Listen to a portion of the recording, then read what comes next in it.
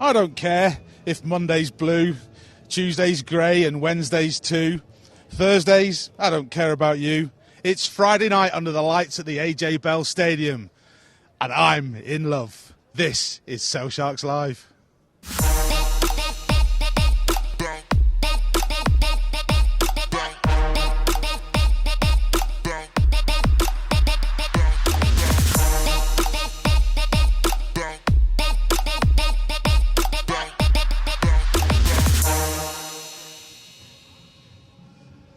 And this country might be struggling for a cure, but we've got the cure here on Friday nights at the AJ Bell Stadium as we take on London Irish. I'm joined as ever by Chris Malaband, and Ollie's back. Ollie, what's happened to Joe? He's not here. What's going on? Well, apparently it all went so badly last time. You've had to draft me in and up my role, which is fair enough. You know, I get that. I have to get you to stretch your legs a little bit, Ollie. Ollie, you're going to take care of the studio section today. Who have you got in? Yes, we've got the Sharks Community Trust. We're going to be chatting to them a little bit about what they do, sort of with the kids and taking players down to clubs as well. So we've got 3 of them in. We're going to chat to them later on.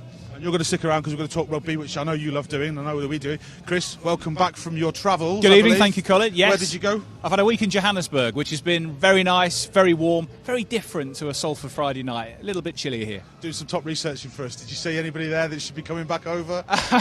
Well, of course, we've got plenty of South Africans in the Sale side. I was keeping an eye out, of course, but sadly not on this trip. Managed to get a bit of cricket in, but no rugby this time. I saw the pictures. They looked amazing. We're going to talk about rugby in a minute, but before we do, we're going to talk a little bit about a competition that we've got going on. I'm going to try not to get this wrong as well.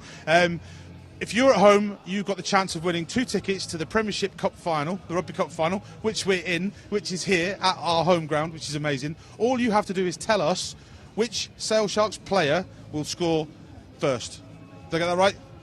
Yep, the first Sale try scorer tonight. There you go. Thank you for the expert correction of that. Comments below, let us know. Get chatting below, wherever the comments are, who you think is going to score. And you can, if you really are brave and you just like to throw money in the gambling hall, nobody scores. You let us know. I mean, you know, we might block you, but it's fine. It is social media after all. So let's talk about the game. London Irish coming up the road. What we're looking at. What's the big head-to-heads for you, do you think?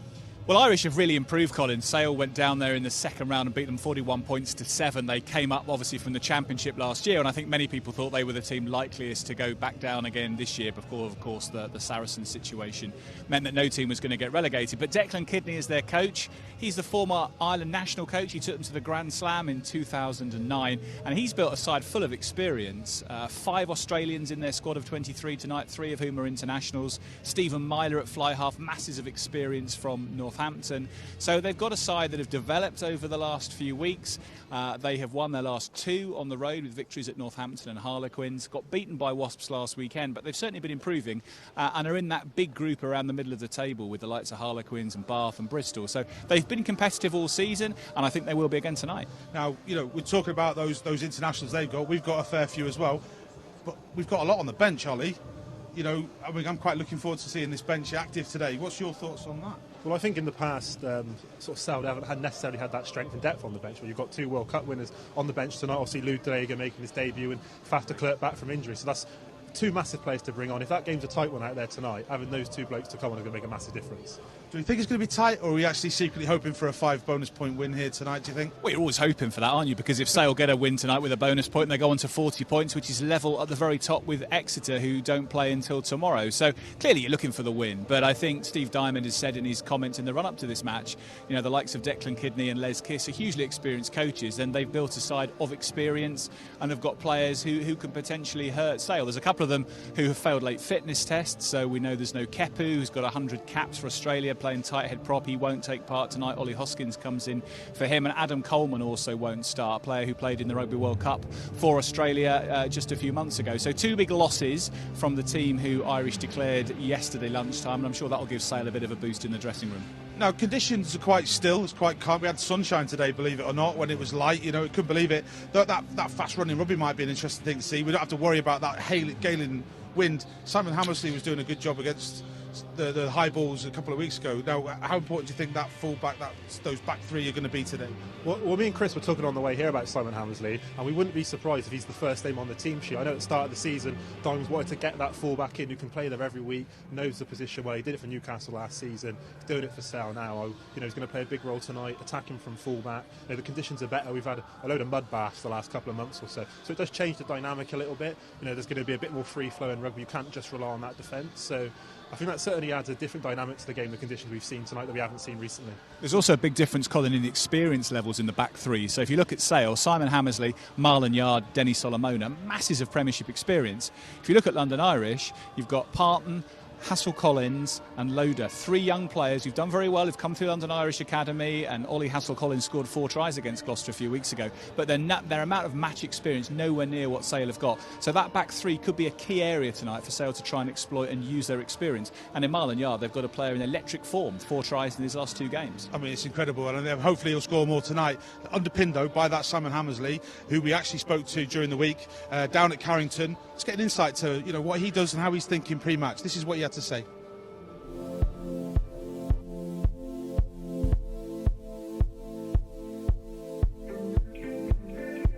My dad is actually from the sort of Liverpool area. He always played rugby when he was growing up. So when I was at school and one of my friends was joining a rugby team, Hull Ionians, which was actually about half an hour from where we lived in the other side of Hull. And I think I asked my dad, can I go play with, it was a guy called James.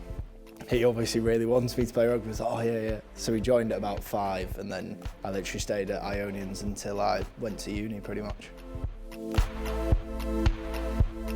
I remember my first, through a few different injuries to different full-backs and stuff like that, I was actually straight in the starting team. So my first game was Leicester away at Welford Road. I'm pretty nervous beforehand, but then sort of ran out to the pitch and I thought, I've literally got nothing to lose. I could finish my career now. I've played 1 Premiership game against Leicester, Manu Tuolangi at 13, Gonifer on the wing, and be like, I would call myself a successful sort of rugby player, and it just happened that I played reasonably well, and then my career's gone on from then. But I think it is a difficult decision. People think you'll just automatically go for it, but I think it's a big challenge because professional rugby isn't for everyone. It's quite like a strict regime. You've got to really want to do it, and also, like I said, these people, especially from universities, can maybe go to other jobs where they might see money being better at the start, but it's whether you really want to take the risk. And like I said, at the end of the day, if everything had gone terribly, I'd still do the same thing again now.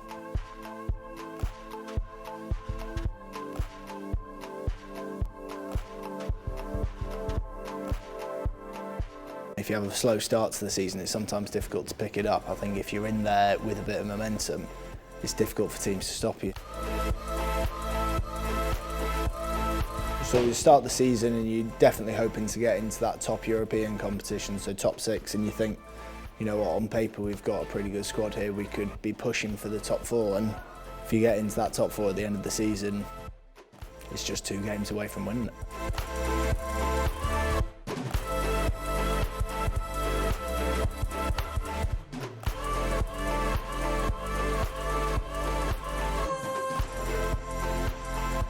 I think the fans we've had here have been brilliant. I think this season, hopefully, the success we're having on the pitch will keep bringing people back, and a loud AJ Bell is good, and I think hopefully we'll fill it for the final and get a couple of home wins before that, and we'll be rolling on to the rest of the season.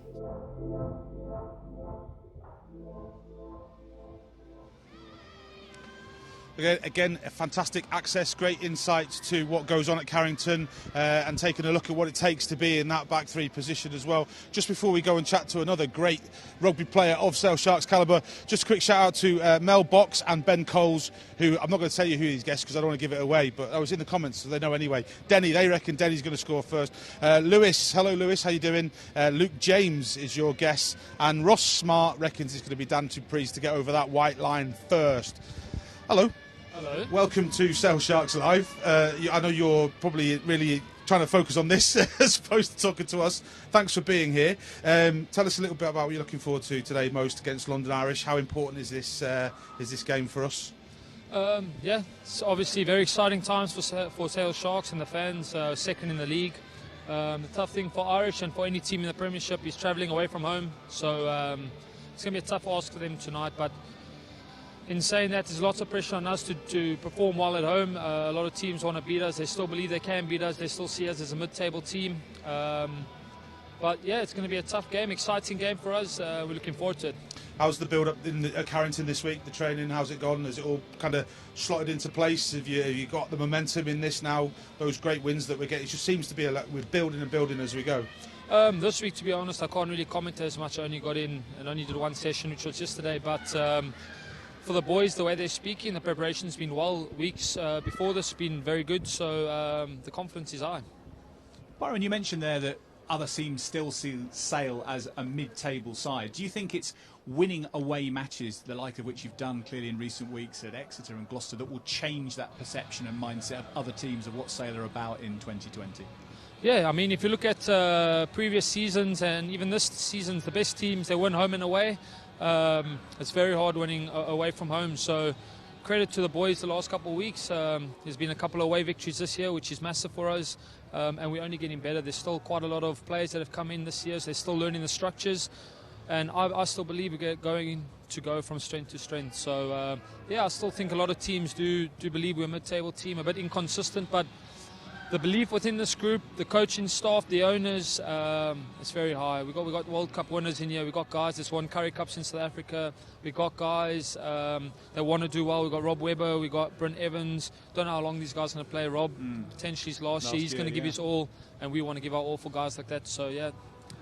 And having Faf de Klerk and Lud de Jager available tonight, obviously Faf hasn't played since that game at Bath in December. This will be Lud's first appearance. What sort of dynamic does that send into the dressing room? It's always great having Faf. Fans love him. We love him. He's got great energy about him. He's world-class 9, arguably the best 9 in the world. Lud de Jager obviously speaks for himself. He's a world-class lock. I'd say he's up there with the top 2 locks in the world. And it's going to be great for the fans. It's going to be great for us to see him run around in the Sharks colours. And you mentioned you've been in the Scotland training camp this week, obviously ahead of the match against France on Sunday. Just take us into that environment a bit, Byron, because I'm guessing that many coaches like Gregor Townsend for your national team will plan meticulously through a season and think about all eventualities. But when something like coronavirus suddenly puts so much uncertainty around a championship, when's it going to be played, when's it going to end, a match is going to be behind closed doors, how does that change how you prepare and how you operate in a training environment?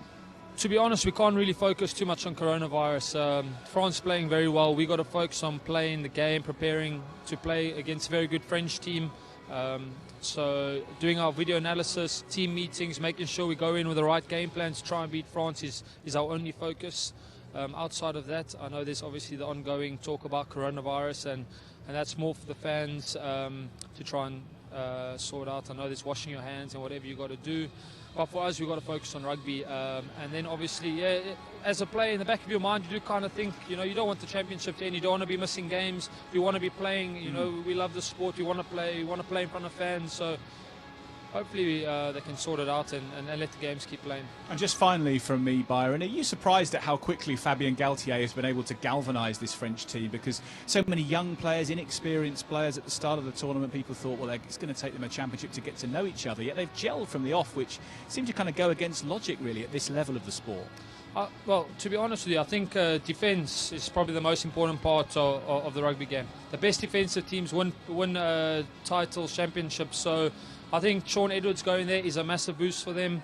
In terms of the new head coach and the players he selected, people might not know this, but France has actually kicked the ball the most in the Six Nations, something that's not usually their style of play. So credit to the head coach. I think he's done a very good job implementing a good game plan.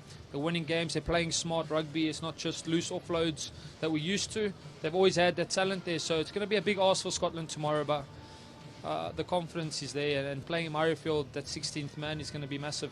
Just to jump back into tonight as well, I've always been fascinated to take a look at the pre-match preparation and stuff. You give us an insight now. What's going on with the guys now while they're on the pitch? What's going through their heads? What kind of things are they getting loose? Is there stretches to do? How, give us an insight now whilst we look at these pictures of what's going on now, of what needs to go through the mindset of a player. To tell you the truth, the only thing that really matters is making sure that your body feels great, ready for kickoff. So boys will be warming up their shoulders, a few bag hits, a few stretches, run around, warm up, a few strikes to the ball, make sure everything's warm, ready to go for the game. All the hard work's been done during the week, so this now is just, I wouldn't say relaxing time, it's just more getting the body ready for a tough 80 minutes of rugby, stretching, whatever you need to do to get yourself in the right headspace. I was going to say, is there as much mind as matter here? The mental preparation, does that happen here, or has that been happening for hours before, yesterday, day before? Yeah. Is it all a massive build-up, or is it something that...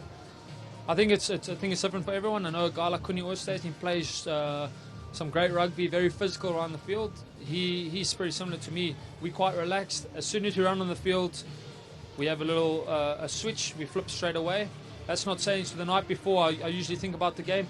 Each player is quite different, unique. Some players relax, some people will build it up for a few days in advance. So yeah, it's hard to comment. It's just different for each individual. Great insight. We appreciate the insight. It's really good. Just before you go as well, before we let you do your stuff, that's right, don't we're worry. doing this competition at the moment to win 2 tickets for the Premiership final next week, the cup final. We're asking who people at home think will get over the try line first for Sale Sharks. I wonder if you want to tell us who you think might get there first tonight.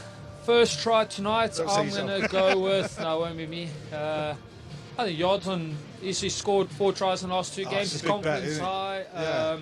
I know he's hungry to do well after his injury. I want to say Yard to score the first try. Brilliant. Listen, mate, thank you so much. This Pleasure. is really appreciated. I know it's No it's hard. You've got a thing to do here, and we're kind of invading your time there. So problem. we all and everybody, I hope, really appreciates it. So thanks very much. Much Thank you, appreciated. guys. Enjoy. Great stuff. Good luck. See you later. Okay. So we went down to Carrington. As always, we're always there. They're sick of the sight of us down there, aren't they? You know what I mean? So we actually had a look at the talent coming through, and obviously seeing Faf coming back tonight, there's been a line of support for that position being vacant by him. Will Cliff, as we know, has been playing extremely well, working extremely hard. But behind Will, there's been Gus Waugh. Let's take a look at see what Gus had to say about his development.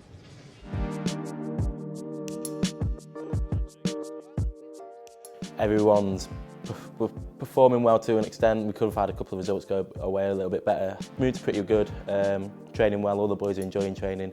So yeah, a real good ethos around the club at the moment.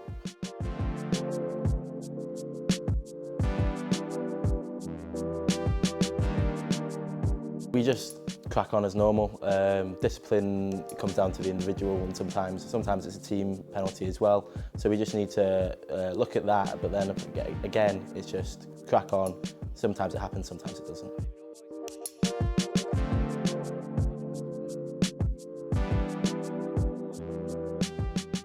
I think Sale's a really good club for it. It gives boys opportunities.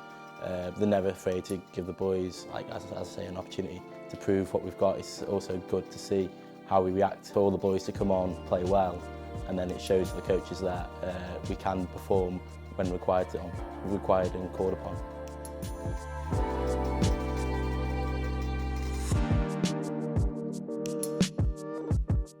I think it's the way Jono and Dimes and everyone have set it up, how the first team and the academy train together and everything's intertwined. I think that's massive. Every day you're training with the best players in the world. So as a young boy, you're always picking up little things, you're always getting better. And then when you get out on the pitch, it's not like, oh, this is like different. It's just like training, just do the things you need to do, focus on your role and everything else will fit into place.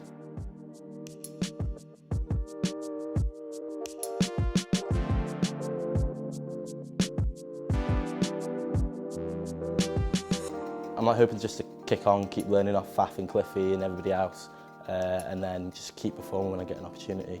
And then hopefully in a couple of years' time, maybe break into the first team completely and then, yeah, kick on and hopefully play international one day.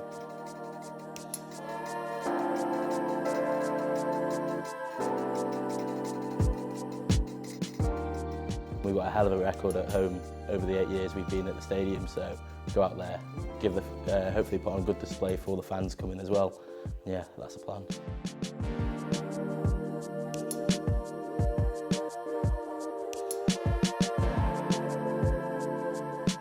I mean, the AJ Bell's typically a tough place to come, and then having the crowd when the crowd's singing full goo, yeah, it's pretty good, pretty special.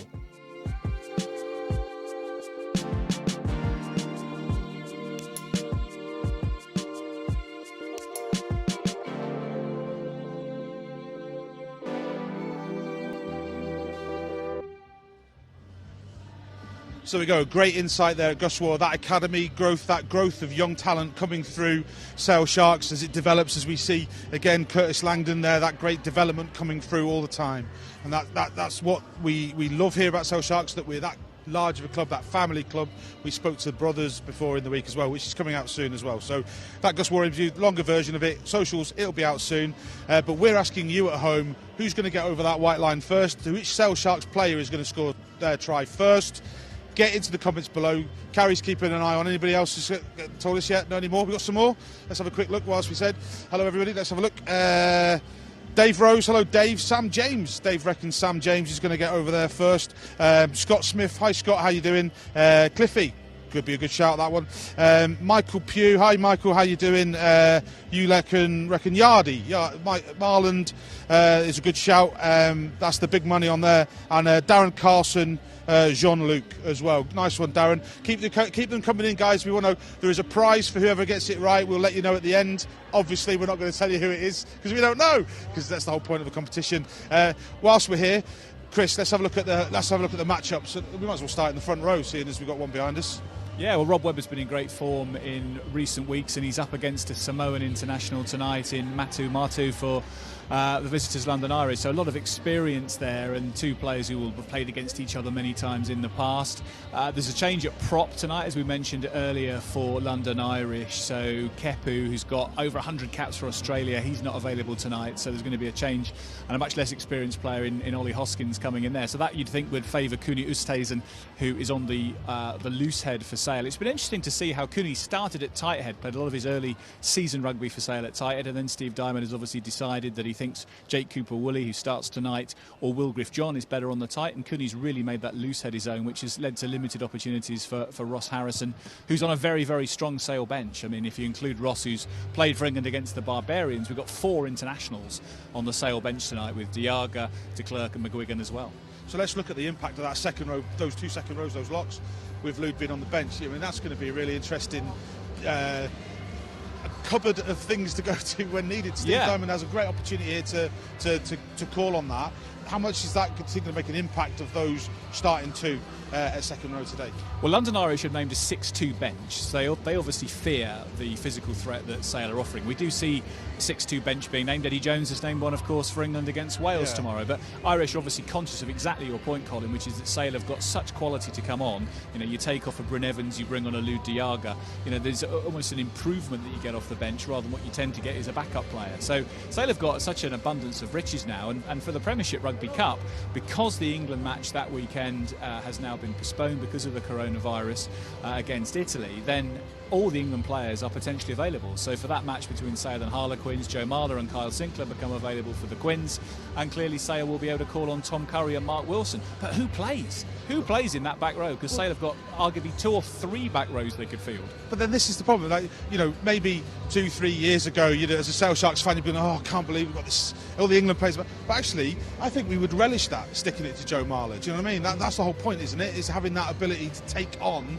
them when they are at their strongest, because what's the point in running over a weaker side? Yeah, and I think if you were to ask Paul Gustard, the Harlequins coach, which team would you least like to face now in the Premiership Rugby Cup final on their home ground, I think Exeter would be in his thoughts, but Sale will be right up there because they've lost once here all season in the Premiership, which was the opening round against Gloucester.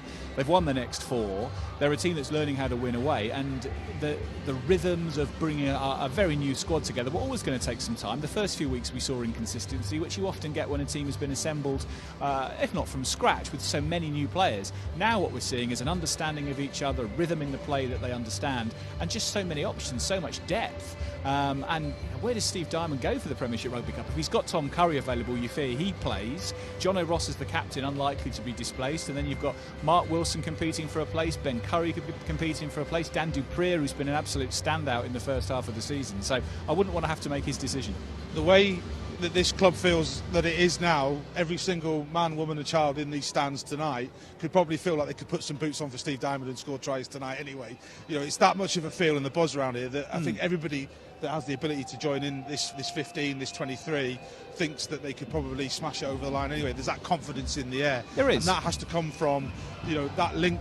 So let's move on to through the plays, the 9-10. Let's have a look at that 9-10 now tonight. The options, we were talking about Gus Ward before supporting Will. Yeah. Will Cliff now supporting Faf. How much of a big influence is that tonight? Yeah, well, I mean, the halfbacks for Sale, Will Cliff and Rob Dupree have become very established playing together. Will Cliff has been a regular pick now at 9 for many weeks with Faf de Klerk out injured, so that axis has begun to work really well, and Will Cliff's been in excellent form, as we've said on Sharks Live previously, so that's a really good axis. For London Irish tonight, they've actually got a decent combo as well. Ben Meehan's got caps for Australia at 9, and then you have Stephen Myler with loads of experience at 10, so quite well matched really in terms of the halfbacks, but the opportunity to bring Faf de Klerk on, to explode onto the pitch for the last 25 minutes perhaps, is going to be up Steve Diamond's sleeve. And I'm sure Declan Kidney is going to be keeping half an eye on the Sale bench throughout to see when de Klerk's released and when de Jager's released. I mean, I'm just catching a glance over his shoulder, because we're looking at, you know, that support that we're talking about all the time. If you can catch that, is that, you know, we're always got players just on the back of it all, just on the bench, just getting grafting, we're getting ready, being able to support the core teams. And you know, Curtis has been doing it in spades all the time. So, and we talked about the back three before, didn't we? So, listen, we're going to go to another quick, because we're going to have to catch up with Ollie, because like anything, we run out of time very quickly here, don't we? But a couple of weeks ago, we talked about mental health and all that stuff, and and about our charity Place to Be. Place to Be is a children's health charity that we support as a club, and we went down and we spoke to a few teachers and a few kids about it all, and this is the second part of that, because a couple of weeks ago Place to Be came to the stadium and spent some time with the players, and we were there to capture it. Don't be scared of failure. A lot of us did not have an easy road coming here, and we still go through stuff where we need to learn from. So I think if you don't succeed in something, don't just leave it. I think you can always improve on something, and you can always reach your goal if you just keep working. Even if it takes you 5 to 10 years, or if you didn't do well in a test that you studied really hard for, you can always study a bit harder for the next one. So I think for me is always to take positivity out things that you didn't do well in and trying to better that. And then once you reach that goal, you'll be very satisfied with yourself and have so much confidence going from that. With the Place to Be, we've developed the Find Your Brave programme, and through that it's helping young learners just explore their emotions, and then not just with a focus on mental health and mental well-being, but actually now to dealing with those problems and building a bit of resilience and being able to share those problems with each other.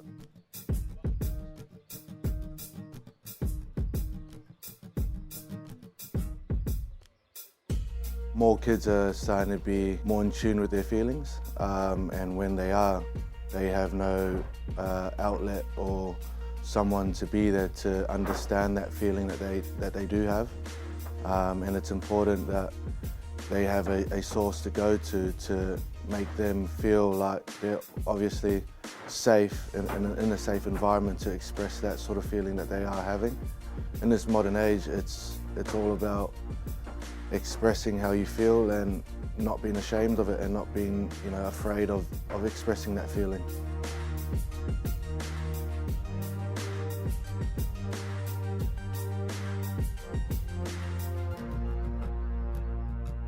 In anything you do, just go out and just try and enjoy what you're doing, and just get involved in anything you can. Really, it's you know, we all got involved with rugby, and you know, it was our hobby. But then what we do now, we go out, we be brave, we give everything 100%, and you gain a lot of confidence, and you know, you feel really good about yourself when you challenge yourself.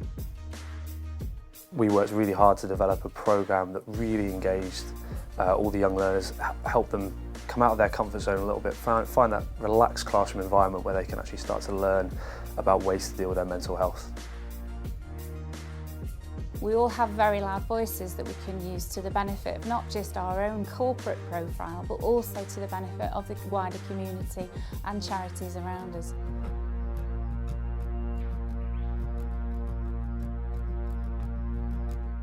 Mental health has come on leaps and bounds And yeah, it's just great to be a part of it, and great for the club to get involved with stuff like this.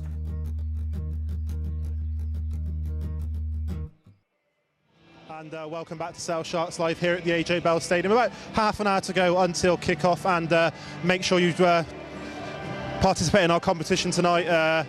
First try, predict the first try score, and you could win tickets to the Premiership Cup final in a couple of weeks' time. So make sure you get your predictions in, get yourself down here on the 15th. Delighted now to be joined by three lads from the Community Trust. Well, one lad from the Community Trust, Jack, Adam, and Josh. Josh and Adam. Jack, just tell us a little bit about the Community Trust, what you do, and the kind of things that go on. Cool. Yeah. So in the community, basically, we get out and we try and change people's lives through rugby. And the project I met these two through is Project Rugby. So we go out and try and engage non-traditional playing demographics, so low socio-economic groups, black and minority ethnic groups, disability groups, get them to play the sport a little bit in school, get them to love it, and then hopefully get them into their rugby clubs.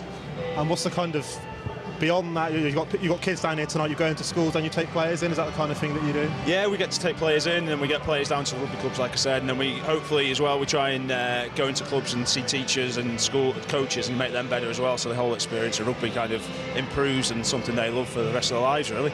And the lads are down here tonight, then I believe they've played on the pitch beforehand. Is that the kind of thing you want to try and get them involved in, get them down at the ground on match days, watching the games, that kind of thing? Yeah, definitely. Like the boys, some of them had never played rugby before until 6 weeks ago, maybe.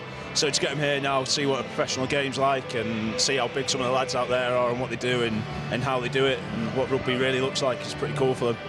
And Josh, you're one of the teachers who's involved in this. How great is it from the Sharks Community Trust to get the kids involved and get them down playing rugby?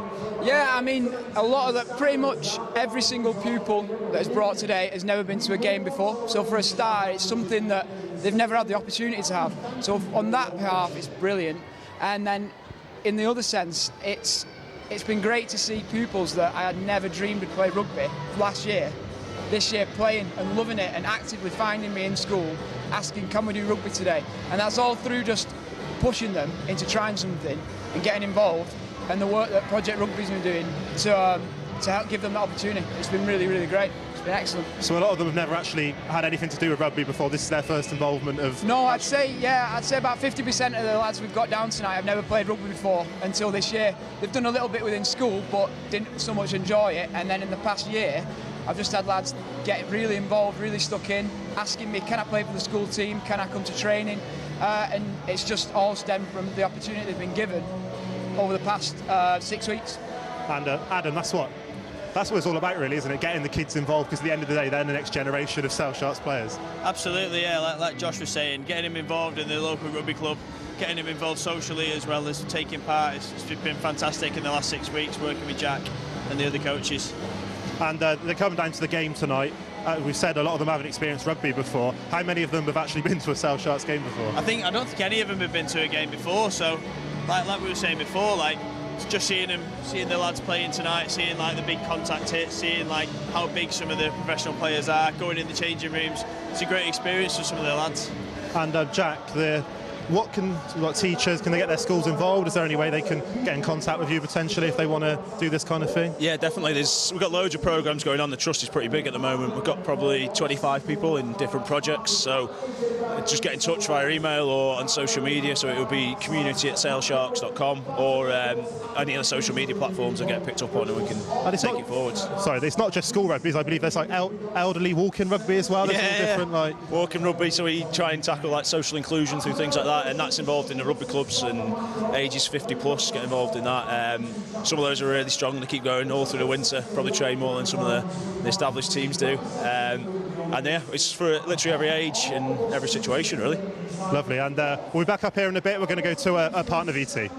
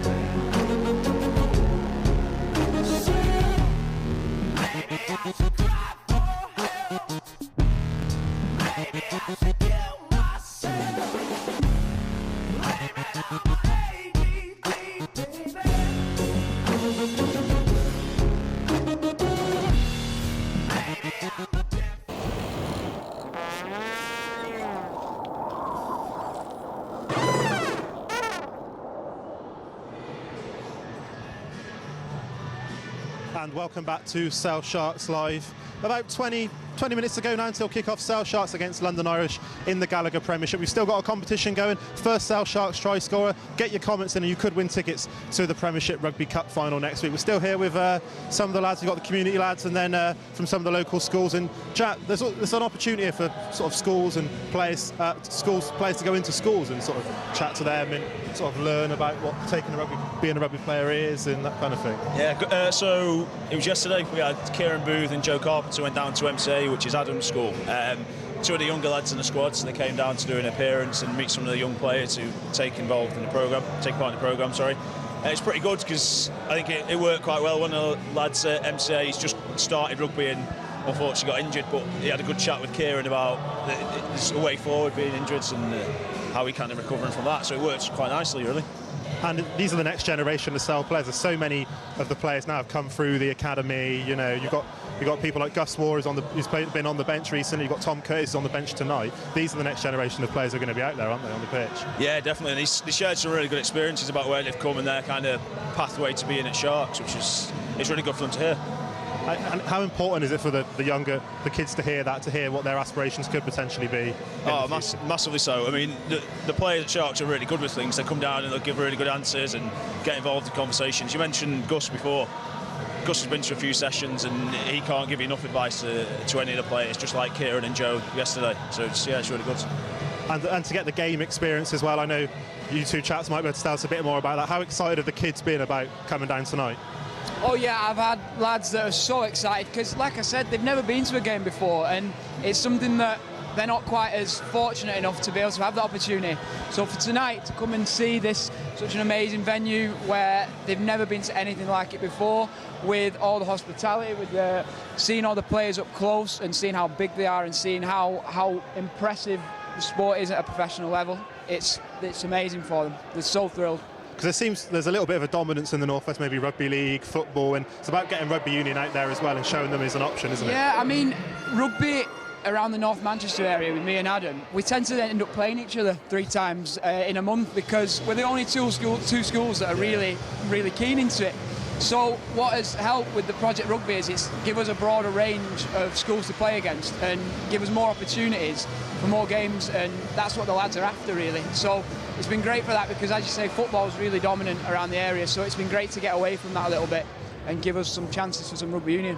And it gives them that aspiration, doesn't it? You know, rugby union is an option. You can play rugby, even if it's just at amateur level when you turn 18, whatever. Rugby's there for you. Yeah. Another thing is that I don't think they're aware of the clubs that are around them and what is available. So through the Project Rugby and North Manchester Rugby Club, by taking them down there, because when was it, 6 weeks ago? About 4 weeks ago, we went down to North Manchester Rugby Club and had a tournament there where a lot of them didn't even know it existed, and it's 5 minutes away from school. So showing them that the opportunities are there for them just to take, and it's free, get involved and join a rugby club and be a social member of a rugby club. They don't realise it's there, so giving them that opportunity, it's just great for them to have that. And it's sort of about rugby values as well. I think rugby is or maybe you can comment on this, Adam, I don't know, but rugby values gives that, it's different to any other sport, I think, rugby, the camaraderie, there's so much to it. Yeah, definitely. Like it's different to a lot of sports in the sense that a lot of students that that are different sizes, different abilities, different athletic abilities can come as one, and they can be as a team. Whereas a lot of other sports are not like that. So that's what's really benefited a lot of the students we've got. And in the team, the community team, what kind of values are you trying to teach people, Jack? Well, we're pretty much alongside the England Rugby, and there are a few of that. So it's teamwork, respect, enjoyment, discipline, sportsmanship, and we try and promote those kind of values in what we do in the sessions that we do and how we coach it. And I think tonight there was a key example when Co-op Academy turned up, and then you see the other schools, and they're all shouting the wave, and they're having a good time, and they're getting mixed together straight away. And that's probably did not come across each other that much until quite recently. So it's coming across quite well, I think. Absolutely, well, it's a great thing you do, and we can now go back to Colin, I believe, is chatting to some fans. Thanks, Ollie. That's great. Great insight to the community there. Really love that. We love doing all that stuff. We're actually outside the 3G pitch at the Sharkey. Before I do that mad dash in there, we're asking you, which Sale Sharks player do you think will cross the try line first for 2 tickets? We're just giving them away. You have to do a bit of work for it. 2 tickets to the Prem Cup final next Sunday. We've had a few more. Carrie just passed me over the sheet. Let's have a quick look. We've had a few more people. Let's have a look. A couple for Rob Webber. Benjamin Smith. Billy. I can't read that. Arkland. Sorry if I got that wrong, Billy. I do apologise. Rob Webber. Lyndon Saunders reckons that I will cross the whitewash only if I fall over flat on my bum. He's watching from the suite upstairs in the posh seats, as it happens. There's been a few more. Stuart, Martin Milner, Ollie Lathrop reckons, is that Ollie Thorpe actually? No, it's our Ollie, isn't it? Our other Ollie. Denny. So Carrie, in her elemental awesomeness, has said that 6 people have chosen Denny so far. 3 Dan Dupree's, Yard, 2 for Yardy. I think there should be more. If you think Marlon Yard's going to cross that white line, you get your name in there for a chance to get 2 tickets to the Premiership Cup final. We're going to do that mad dash where we go in here. We try and talk to people, but we never normally do get a chance to chat to them. But we'll try our best as we go through. Hello, number 2. How's it going? So this is the whole point of coming in to the Sharkey. We'll just take a little look at that entertainment if we come through. How you doing? All right. How we doing? All right.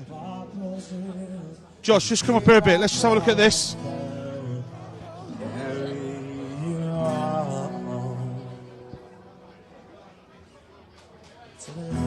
That's enough of that. Right, moving on. Here we go. Well done. Great stuff. Well done. Lads, how we doing? You all right? You getting yourself in? You looking forward to tonight? Yes, thank you. Who do you think is going to win? Would I say anybody but Sale? You might pick. Where have you come from? Where you come from? Oldham. Oldham, yeah. Oldham. That was a joke there. I can't remember. Oldham as well. Yes, that's right. All Oldham. I was until last year when I moved out, but yes. How often do you get to the games? All the home games. Why do you keep coming back? Because it's been good season this year. All right. Every season's been a good season in some form, do you know what I mean? No, there's been some tough times, my friend. I remember going down to London Welsh all those years ago. That was a tough day, do you know what I mean? It was a good day, though, because we stayed up, so it's all right. But what other things keep bringing you back to Sale Sharks? Well, it's rugby. It's a family atmosphere. Everything's good about it. Everything's, you can have a drink, have something to eat. Family atmosphere, great. Whereabouts? And good rugby, of course. Excellent rugby. Whereabouts are your seats? Where do you sit? We're in the stands at the back on the side here. Yeah. South Stand? Yeah. Oh, this is the hardcore. We're going to go in there now, actually, as it happens. Gentlemen, thank you very much for letting us have a chat. We'll catch up with you a little bit later on. Okay, just before we go in there, we're going to go to a couple of little sponsor VTs. Let's hear from the Gallagher brothers. That keeps us going. See you in a second.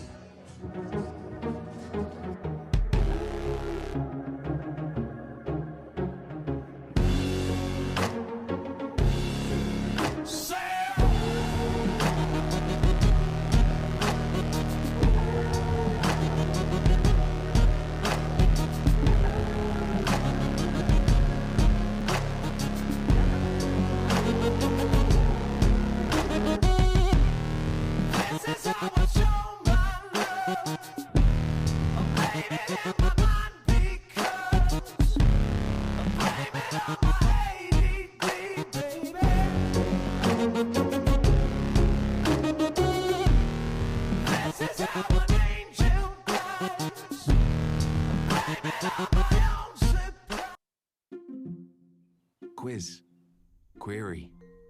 try, spy, take cover, go for a swim, go on a whim, go outside in, and inside out.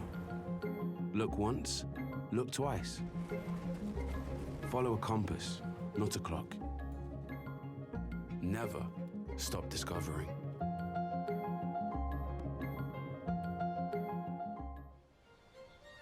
Our game is about protection for businesses and communities,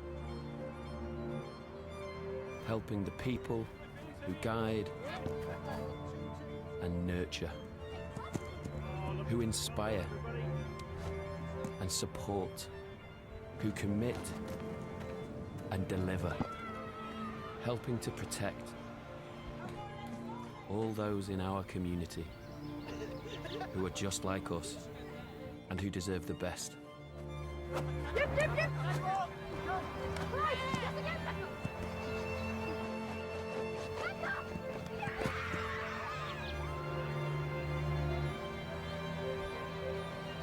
This is the Gallagher way.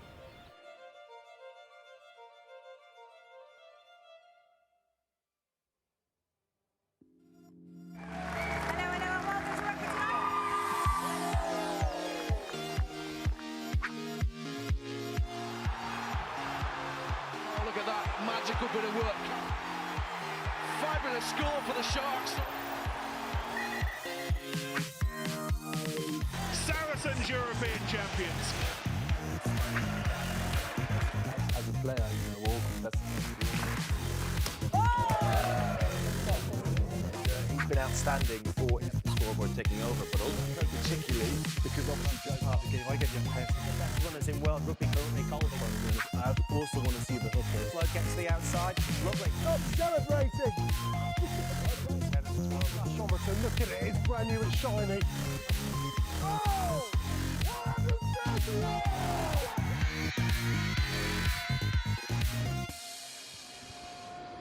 Okay, thanks very much, Gallagher brothers. We're about 12 minutes away from kickoff. You keep an eye on them, Josh. I'm going to go up to see the fans as always. And we're going to go up into here and we're going to chat to this awesome kazoo expert. I told you I'd get you. Oh, yeah, you're live, no swearing. Listen, who do you support? Sale, obviously. Of course, you know what I mean? Yeah, I was just checking. You've got to be careful, these London Irish fans hang out somewhere, you know what I mean? We've got to check them out. Listen, have you been enjoying the Sale Sharks rugby so far? Yeah. What's been the big highlight of the season so far for you? What do you like looking for the most? So, I actually like winning. Oh, yes, my friend. We all like winning, don't we? Yourself, what's been the great upstanding much for you? It was nice doing Sarries in the semis, wasn't it? Pretty good. That was great stuff, yeah. Giving him a bit of stick as well. Friendly banter, can't beat it. That's what all rugby's all about, though. It's all about, yeah. That's what it's all about. It's that camaraderie, isn't it? Now, listen, what do we reckon? Are we looking for a bonus point win? Top of the league tonight, do you reckon? By 18 points, bonus point, top. Oh, we're coming back to find you later on with that kind of prediction. What about yourself? Same? Around about 30-odd points and definitely a bonus point, yeah. I like the sound of that. You reckon we're going to win as well, yeah? Of course. All the time. You yourself, you reckon we're a big scorer? Pretty tight, but I'm going for Sale. Do you think we'll get a bonus point win out of this? I hope so. Wait, your mortgage isn't on this, so what you say. Do you know what I mean? We're actually asking a question to the people at home who they think, which Sale Sharks player do you think will score first?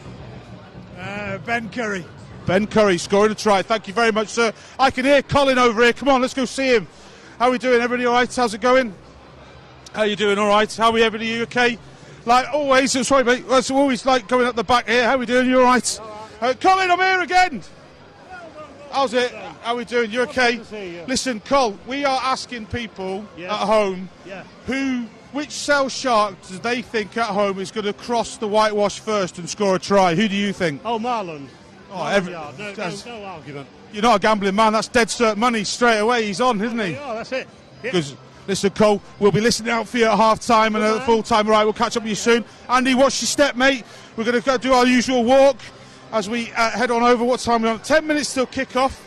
Please, in the comments below, if you've got any questions for anybody, player, staff, whoever, get them into the comments below. We want to hear your questions. Let's ask these folks here. Hello, how are we doing? Andy, just watch out for the beers. You've got previous to knocking these things over. Are you looking forward to the game today? Yes, very much so, yeah. Do you come every game? Well, I can, yeah, work depending. What's the best bit about being in this magnificent stand? The atmosphere. Great, isn't it? I love it up here. I love coming down here. It's brilliant. How are you doing? You okay? Listen, we're asking... No, I'm all right, thanks. He's just to shut me up. That's probably what he wants to do. Listen, we're asking a question to people at home. Which Sale Sharks player do they think will score a try first? I wonder if you could tell us. Marlon Yard is in great form. Getting that one, yeah. Yourself? Hopefully Dan. Yeah, that's a good shout. There's a few of them going out. Yourself, who do you think is going to be the first Sale Shark? Salamona. Oh, Denny, there's a lot of votes for Denny. Go on. Oh, no, you disagree. Marlon Yard. So we go Marlon. That's a good shout. I'm going to come back if you win it. So if you get online, if you get on the Facebook page and put your thing in the comments, you might win 2 tickets to the Cup final next week. That's what they get. So put your guesses in. And if you're at home as well, make sure you put those guesses in at home. How are you doing? All right, sorry. Hello, how are you doing? All right, sorry, mate. How you doing? All right, how's it going? I love that beard, man. That's mint. I love it, yeah. Big shout out to the beard here. Come on, I've got to stop and have a chat with it. How are we doing? Listen, Sale Sharks fan? Yep. Good man. Why do you keep coming? How often do you come to the game? Every week we've got season tickets, we're here all the time. Oh, legend. And where do you come in from? Liverpool. Oh, mate, thank you for coming. We really appreciate the support as always. We're asking people at home who they think, which Sale Sharks player do they think is going to score a try first? I wonder if you could tell us who you think might score first. Marlon tonight, I reckon, first. Everyone's saying Marlon. He's back on form, mate. He's come back from the injury. He looks fit and strong again. He looks as quick as he did, if not quicker. And it just looks superb, mate. The last couple of games, 4 tries, 2 games. It says enough, doesn't it? He's been challenging that wing position. It's very tough to be a winger in this club with him on form like that, isn't it? Yeah. And Denny the same, I rest. Yeah, Denny, to be honest, if I'm 100% honest, I don't think he's looked quite as good this season as he had in the past, but there's always a chance with Denny, you know, there's always the opportunity, hasn't he? Always getting better. As long as you're looking to get better, that's what he said. Thank you so much for that. How are you doing? Good stuff. I'll see you soon. Okay, as always say, we do that nice little walk up to commentary. We've got 7 minutes to kick off. If you want to tell us who you think will score to try first, which Sale Sharks player do you think will score a try first, get it in the comments below. Andy, watch yourself, brother. Get it in the comments below with your chance to win 2 tickets to the Premiership Cup final on Sunday the 15th of March here at the AJ Bell Stadium. We will be here. We will be commentating as always with Ollie and the team. Sorry for running so fast, Andy. I want to get up into here and start chatting to a few people. Let's have a look. Number 15, Simon. Let's just squeeze through here. Sorry. Okay, so here we go. This is our usual walk-up just before kick-off. Come with me, mate. Let's have a chat to a few people as we go up. How are we doing? Let's get ourselves up here. How are we doing? Great stuff. The teams are in. How are we doing? How's it going? Come on through. How are we going? All right. Let's just squeeze it. Are you okay, Andy? Come on through, mate. Come on through. Let's have a quick chat to these lads, because they look like they're in the know. How are we doing, lads? Are you okay? How are we doing? No swearing, you're live on telly. We're just asking at home, all the people at home, we're asking them which Sale Sharks player do they think will score a try first tonight? And I was wondering if you would tell us who you think might score first tonight. Luke James. Good choice. I'd agree with that. That's odds on, I think. We have consensus here of Luke James. That's a great shout. He is. It's quality. It's quality. Come on through. Before you do, though, however, we're asking the folks at home which Sale Sharks player do they think will score first tonight. I wonder if you could tell us. Danny Solomon. Danny? Yeah, I think I agree with that. That's a good shout. Good big votes. Oh, yeah, and Marlon as well. Yeah, great shouts for those guys. Thank you very much. Good stuff. Let's squeeze on through. How are we doing? All right. Let's ask this guy. Looks like he's in. How are we doing? All right. So, no, you're on Sharks TV. Just a quick question. We're asking the friends at home who they think will score. Which Sale Sharks player will score first tonight? Wonder if you could tell us who you think might score first tonight. Sam James. Another James brother, yes, good shout. Yourselves, do you enjoy? You come to the rugby often? Do you enjoy the rugby? Yeah, absolutely fantastic. Yeah, come here every game. These are the really comfy seats, by the way. We don't get up here very often, right? But they're very nice. Why do you like Sale Sharks so much? I just think they're a great rugby team, to be honest. I really like the way they play. We all love the way we're playing right now, don't we? We're second, man. Who knows what might happen? I'm hoping for 5 points tonight, to be honest, but we'll wait and see. Thank you very much. Appreciate it. Okay. Good shout, good shout. Okay, we're doing that lovely walk as we always do, heading on up to see Ollie and Chris. And remember, if you want to tell us who you think will score here first for 2 tickets to the Premiership Cup final, all you need to do is write in the comments below who you think, which Sale Sharks player will score here first night for those 2 tickets in the comments below. As always, I'm going to hand you over to Ollie Lathrop, Chris Melban and Josh Bowman's here as well. How are we doing, brother? Good to see you. Your commentary team for tonight, ladies and gentlemen, hand you right over. Off you go, guys. Thanks, Colin. Good evening, everybody, and delighted, as Colin mentions, to have Josh Beaumont with us for the first half tonight here on Sharks Live, as we see if Sale can go to the very top of the Gallagher Premiership table tonight. A win with a bonus point would take them level with Exeter at the summit of the table, but London Irish have been improving significantly in recent weeks and have landed a couple of very impressive away victories in so doing. The Sale team tonight sees just 2 changes to the starting 15 who were victorious down at Gloucester last weekend. Denny Solomona comes in on the right wing for Byron McGuigan, and we also see a change in the pack with Jake Cooper-Woolley coming in at tight head for Will Griff-John. The Sale team in full then reads like this: Simon Hammersley at fullback, Denny Solomona and Marlon Yard on the wings, the James brothers, Sam and Luke in the centre. Rob Dupree and Will Cliff are once again united at half-back. The pack is Kunit Oosthuizen, Rob Webber and Jake Cooper-Woolley. Bryn Evans and Jean-Luc Dupree in the engine room. Jono Ross, Ben Curry and Dan Dupree form the back row. It's a powerful bench for Sale tonight, with 4 players who pulled on their national jersey: Curtis Langdon, Ross Harrison, Will Griff-John, Matt Postlethwaite, Nude Diaga, who should make his debut tonight for Sale after recovering from his shoulder injury, Faf de Klerk, Tom Curtis and Byron McGuigan. Well, London Irish have had to make 2 late changes to their side. Both Sikope Kepu and Adam Coleman, their Australian internationals, have had to pull out late, which means Ollie Hoskins and Steve Maffey set up. Here's the Irish team in full: Tom Parton at fullback, Ben Loader and Ollie Hassel-Collins on the wings, Curtis Rona and Terence Hepatima in the centre. Stephen Myler and Australian Ben Meehan are at half-back. Harry Elrington, Motu Matu and Ollie Hoskins are then in the front row. Franco van der Merwe and Steve Maffey lock. Sean O'Brien, the British Lion, makes his debut for the club at blindside. Ben Donnells on the open side, and Fijian international Albert Tuisiu is number 8. The bench for London Irish: Saya Fainiga, Will Goodrich-Clark, Lovejoy Chowatama, Barney Madison, Matt Rogerson, Blair Cowan, substitute scrum half Nick Fitz, and finally Bryce Campbell. Sale tonight will be in their familiar all dark blue. London Irish have ditched their usual dark green. They are going to be all in white, and delighted to have, fresh from his appearance at the World Rugby meeting in Paris this week, Sale lock forward Josh Beaumont. Josh. Hi Chris, and hi to everyone listening. As you just said, I've been busy this week out in Paris, but no place I would rather be right now than the AJ Bell on a Friday night.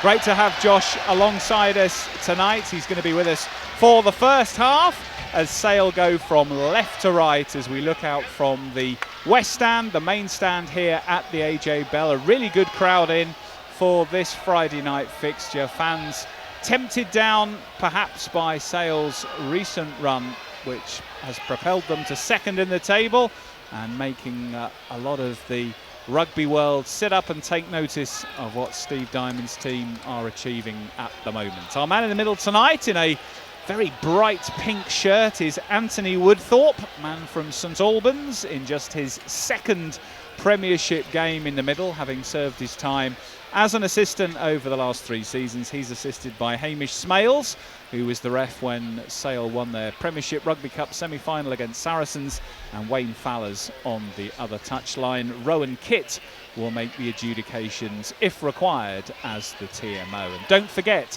if you haven't already entered, you can win 2 tickets to Sale against Harlequins in the Premiership Rugby Cup final on Sunday, March the 15th.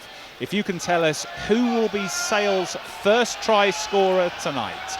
So just put your answer in any of the chat boxes around the social media channels, and we will see who gets it right and conduct a draw if more than one of you call it correctly. We're underway in the first minute. It's a still evening in Manchester. Decent conditions for rugby. The pitch looking in great shape as London Irish pick up the ball from the back of the first ruck of the night, and it's kicked forward by Ben Meehan, their ex-Australia under-20 scrum half, and he makes a good touch up to halfway. Josh. Yeah, early sign now of Bryn Evans continuing his charge down form, got very close to that box kicks of Meehan, and as you say, fantastic conditions tonight, more suited to Sale's style of play and probably London Irish, so hopefully a lot of tries early tonight. Will Cliff picks up from that first line out, and Sale start to move the ball through the hands as Josh was alluding. Cliff at the back of that ruck on the halfway line, pops it short. It's driven in by Rob Webber. Here is Rob Dupree finding Marlon Yard, popping up almost on the right wing, all the way across from his usual left wing post, and it's Webber again in possession for the Sharks in the opening minute of play, taking it up to the halfway line. Cliff to Dupree, now Solomona cutting in from the right wing into the outside channel towards the left. So both Yard and Solomona working the distance in the first minute or so to look for work and try and become the extra man as Sale look to batter early holes in this London Irish midfield. Dupree into Jake Cooper-Woolley in midfield, and he then drives in to try and secure the ball from the ruck, but Sale are penalised for holding on, and looks like it's Rob Webber who's the guilty party. First penalty of the night, just inside the Irish half, goes to the visitors. Yeah, nice start there from Sale. Unfortunately, he's got that penalty there, but going through some phases there, and yeah, it was just a kind of option where Jake Cooper looked like he was going out the back and tipped to Rob Webber, and he made a half break, and just his support wasn't there in time.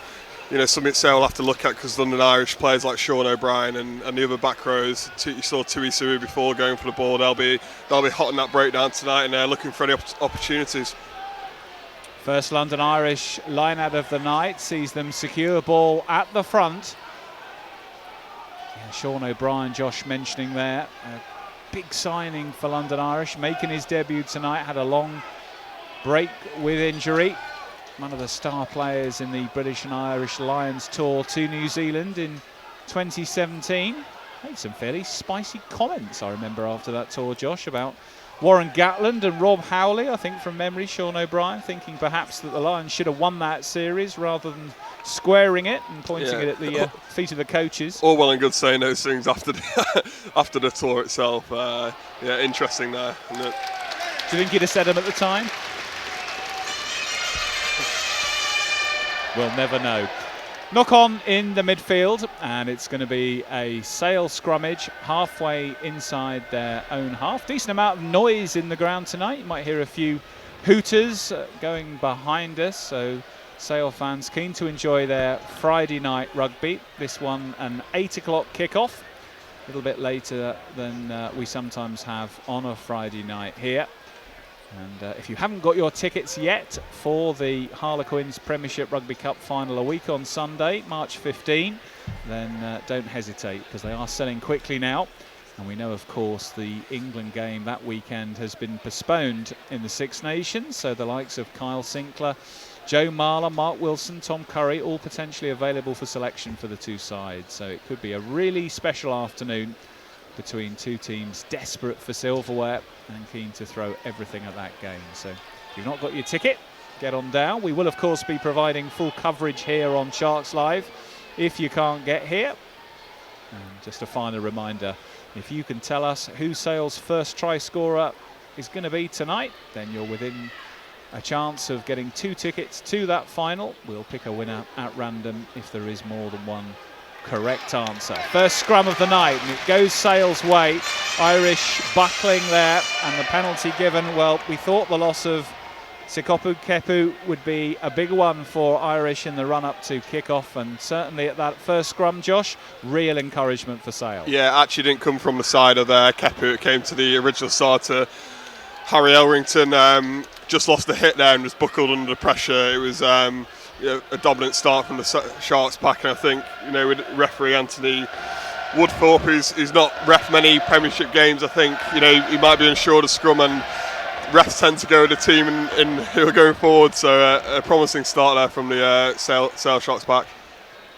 Line out to Sale then, over on the Printerland stand side of the ground, just inside the Irish half, as Sale look to try and build some momentum. Still yet to put a point on the board either side. We're in the 6th minute here at the AJ Bell. Dupree finds Hammersley. First touch of the night for the fullback. He gets half through and looks to try and feed Yard, but he can't quite get the ball away. John O'Ross then drives Sale on up to the London Irish 10-metre line, but at the moment the visitors' defence is pretty rock solid. Here is Rob Dupree trying to bring in Denny Solomona. Sale, though, still struggling to really make territorial gain. Another phase begins, and this time breaking half through, Dan Dupree does make a break of the gain line. Now it's his brother again, Rob Dupree, to Hammersley, looking to inject pace, and Hammersley is brought down by Ollie Hassel-Collins just on the 10 metres. Sale looking to prompt and probe, and now Sam James tries to find a way through, but again is stopped, and Sale going backwards a little bit now on the halfway line. Multiple phase play here, which Will Cliff is continuing to try and direct, but this time he decides he's seen enough, changes tack and box kicks forward, and that's going to bring Tom Parton into play for the first time, the young fullback, England under-20s man for the visitors, and Irish pick up possession just inside their 10-metre line. Meehan starts to spin the ball into the backs, and Hepatema then switches play back to the right, looks to bring Ben Loader into play down the right touch line. Bit of innovation from Hepatema, and takes his side forward. It'll be a Sale Sharks line out, 10 yards or so inside their own half. Yeah, the London Irish defence doing a very good job there. They're reading that ball out the back very well from Rob Dupree. I think Sale are probably going to have to go direct a bit more if they want to get some momentum. But they had some early inroads, just kind of sticking your head down and trucking it up. A couple of good carries from John O'Ross early on in there. So. Yeah, but it's a fairly even contest so far. There's a lot of space in the backfield as Will Cliff just tried to exploit, so it's how quickly Sale adapts here.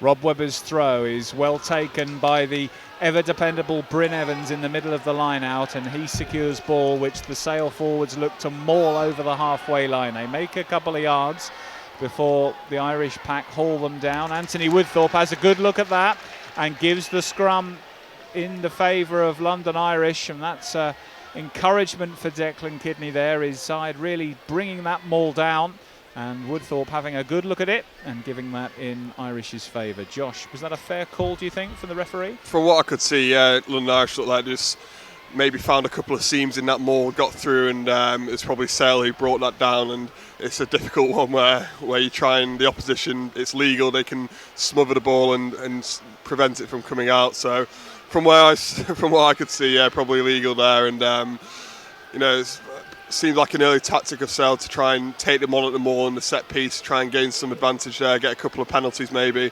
But London Irish doing a pretty good job so far, and it's the first meaningful attack here off a scrum just inside Sale's half. So I'm sure they'll look to go wide here and use Hassel-Collins, who's been in red hot form recently. Yeah, 4 tries for Ollie Hassel-Collins in that match against Gloucester. Josh, have you seen much of him in the past? I've not, no. I don't know how much rugby he played. He's obviously come through the very good London Irish Academy. They produce a lot of players and tend to produce a lot of good back three players. If you look at Tom Parton, he's another hot prospect for the 15. You've got Ben Loader as well on the other wing, and I played the Barbarians game with Ben last year, and he is electric. I can tell you that. He is quick. And obviously in the past, you know, the likes of Anthony Watson, Jonathan Joseph, so they always produce good young English exciting backs. So yeah, he's obviously going well in his first real season in the Premiership as Hassel Collins. Certainly one to watch as Meehan picks up and puts a little grubber through, which Hammersley has to retreat and collect, and good work from Simon Hammersley under pressure. He's really been rock solid all season, and he clears upfield up the left-hand flank. Is Simon Hammersley, Josh, one of those players that when you look around the dressing room you think, I just know I can rely on this guy every week? Yeah, I played 3 years at Durham University with Simon, and he's very cool, calm and collected. He never gets fazed by anything, and it's quite nice having that in the backfield. Nothing phases him there. Marlon Yard in midfield wasn't able to hold on to a pretty horrendous pass that came his way. Anthony Woodthorpe, though, looks like he's happy that Yard didn't knock it on, so we play on, and Rob Dupree for the first time launches an up and under tonight, and Simon Hammersley runs through and under minimal pressure makes the claim. So Sale continue in possession on the 10-metre line as Dan Dupree drives in, and Will Cliff waits, pops it short to the bald head of Jake Cooper-Woolley, back in tonight ahead of Will Griff-John, the two tight heads being heavily rotated this season by Steve Diamond, and Cooper-Woolley back in tonight. Here's a box kick from Will Cliff, sent left-footed high over the halfway line. Denny Solomona challenges Tom Parton for that, and Parton gets the better of the duel, but it's messy ball and slow ball for Ben Meehan to have to work with off the deck, and he elects to pop it short. No real options, so Albert Tuisui, the giant Fijian number 8, is given the opportunity, but Irish aren't able to get out of that one, and it's going to be a Sale penalty for an infringement on the floor. Halfway between the halfway line, the 10-metre, a bit too far out for Rob Dupree, so Sam James will look to kick to the corner, and that'll give Sale a line out about 15 metres from the Irish line. Yeah, really poor play there by London Irish. He tried to set up in preparation for a box kick to exit, but they were really lax on the breakdown of the clearers, and John Ross came in with a really good low chop tackle, and then Ben Carew was ready and waiting to get on the ball quickly. So you know, signs of encouragement there maybe for the Sale Sharks back row. Sale into the Irish 22, probably for the first time tonight, I think. We're in the 12th minute, and the throw comes in from Rob Webber. Jean-Luc Dupree almost saw that going above his top of his fingertips, but he just managed to grab it down, and Sale hence maintain possession, but it's a bit scrappy on the floor. And have Irish turned it over? Yes, they have. And really, that was never as it should have been from the throw. Rob Webber overthrew that a bit, and although Dan Dupree managed to claim it, he never looked in total control. Irish were in quickly and managed to draw the offence, and this is going to give the opportunity for the visitors to clear up field and take play back up pretty much to the halfway line. Yeah, Franco van der Merwe there, showing all his experience coming through the middle of that Sale Sharks maul, and it led to Rob Webber having to collapse it to try and recycle it at the back, and there was Sean O'Brien using all his years of experience to get onto that ball. Good possession from the line-out throw for London Irish. Still Sale Sharks 0, London Irish 0.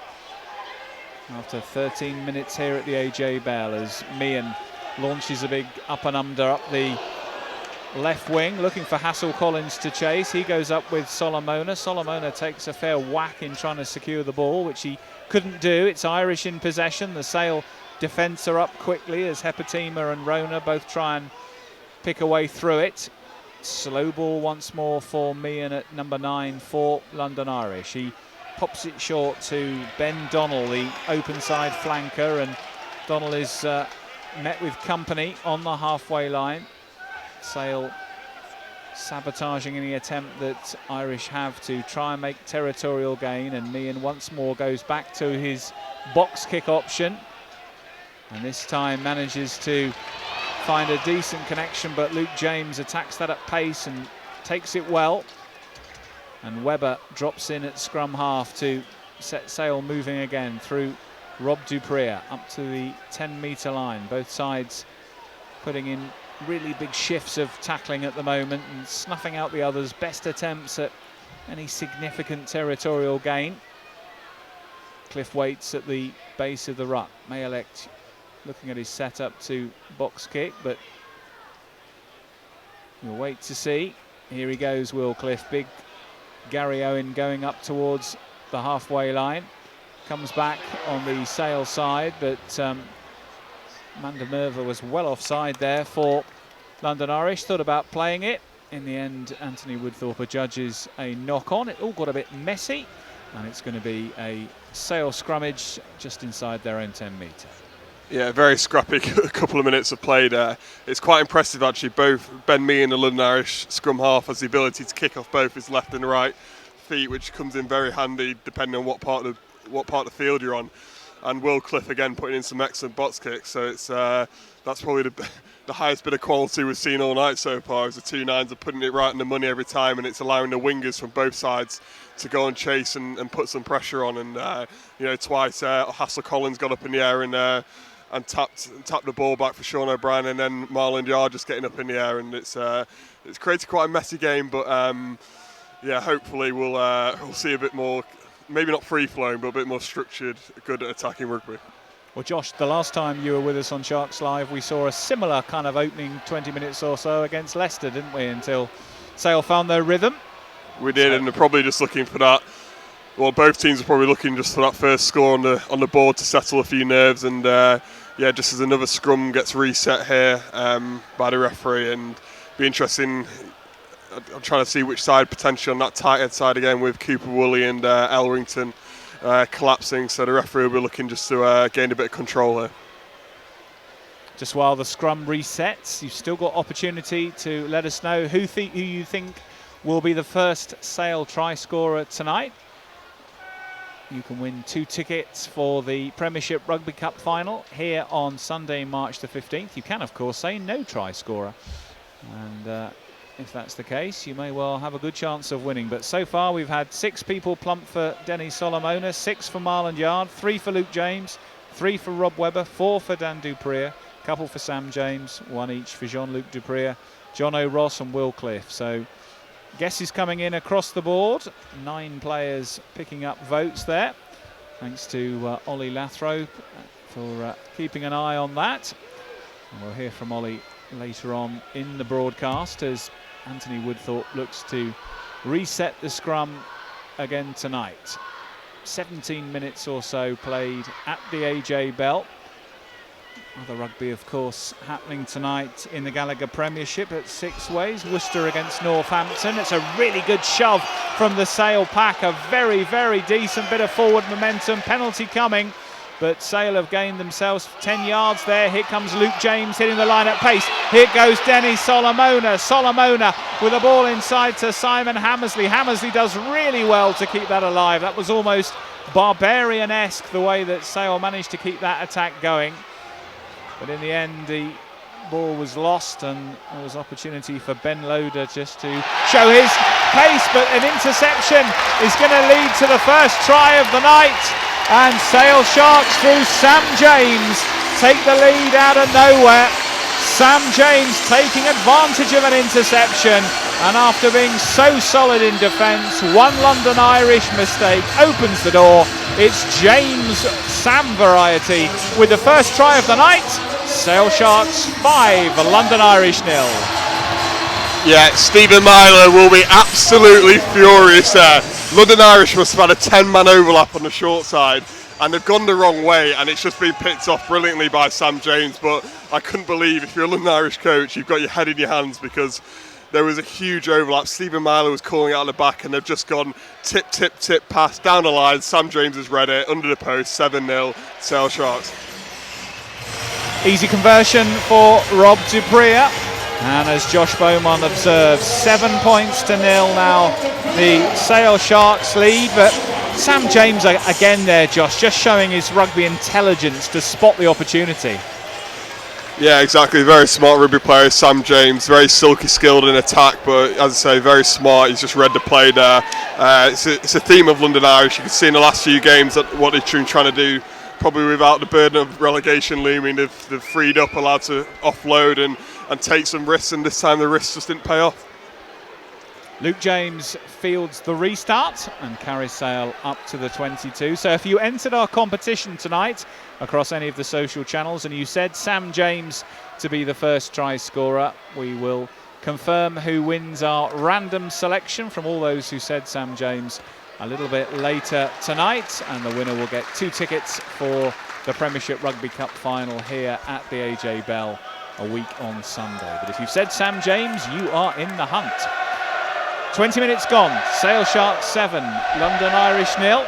Throw in on the halfway line from Motu Matu, the Samoan hooker for the visitors, and initially good clean ball rather runs aground with poor hands in midfield, and that slows down the London Irish attack. Josh Beaumont alongside me, Chris Malaband on commentary tonight for the first half.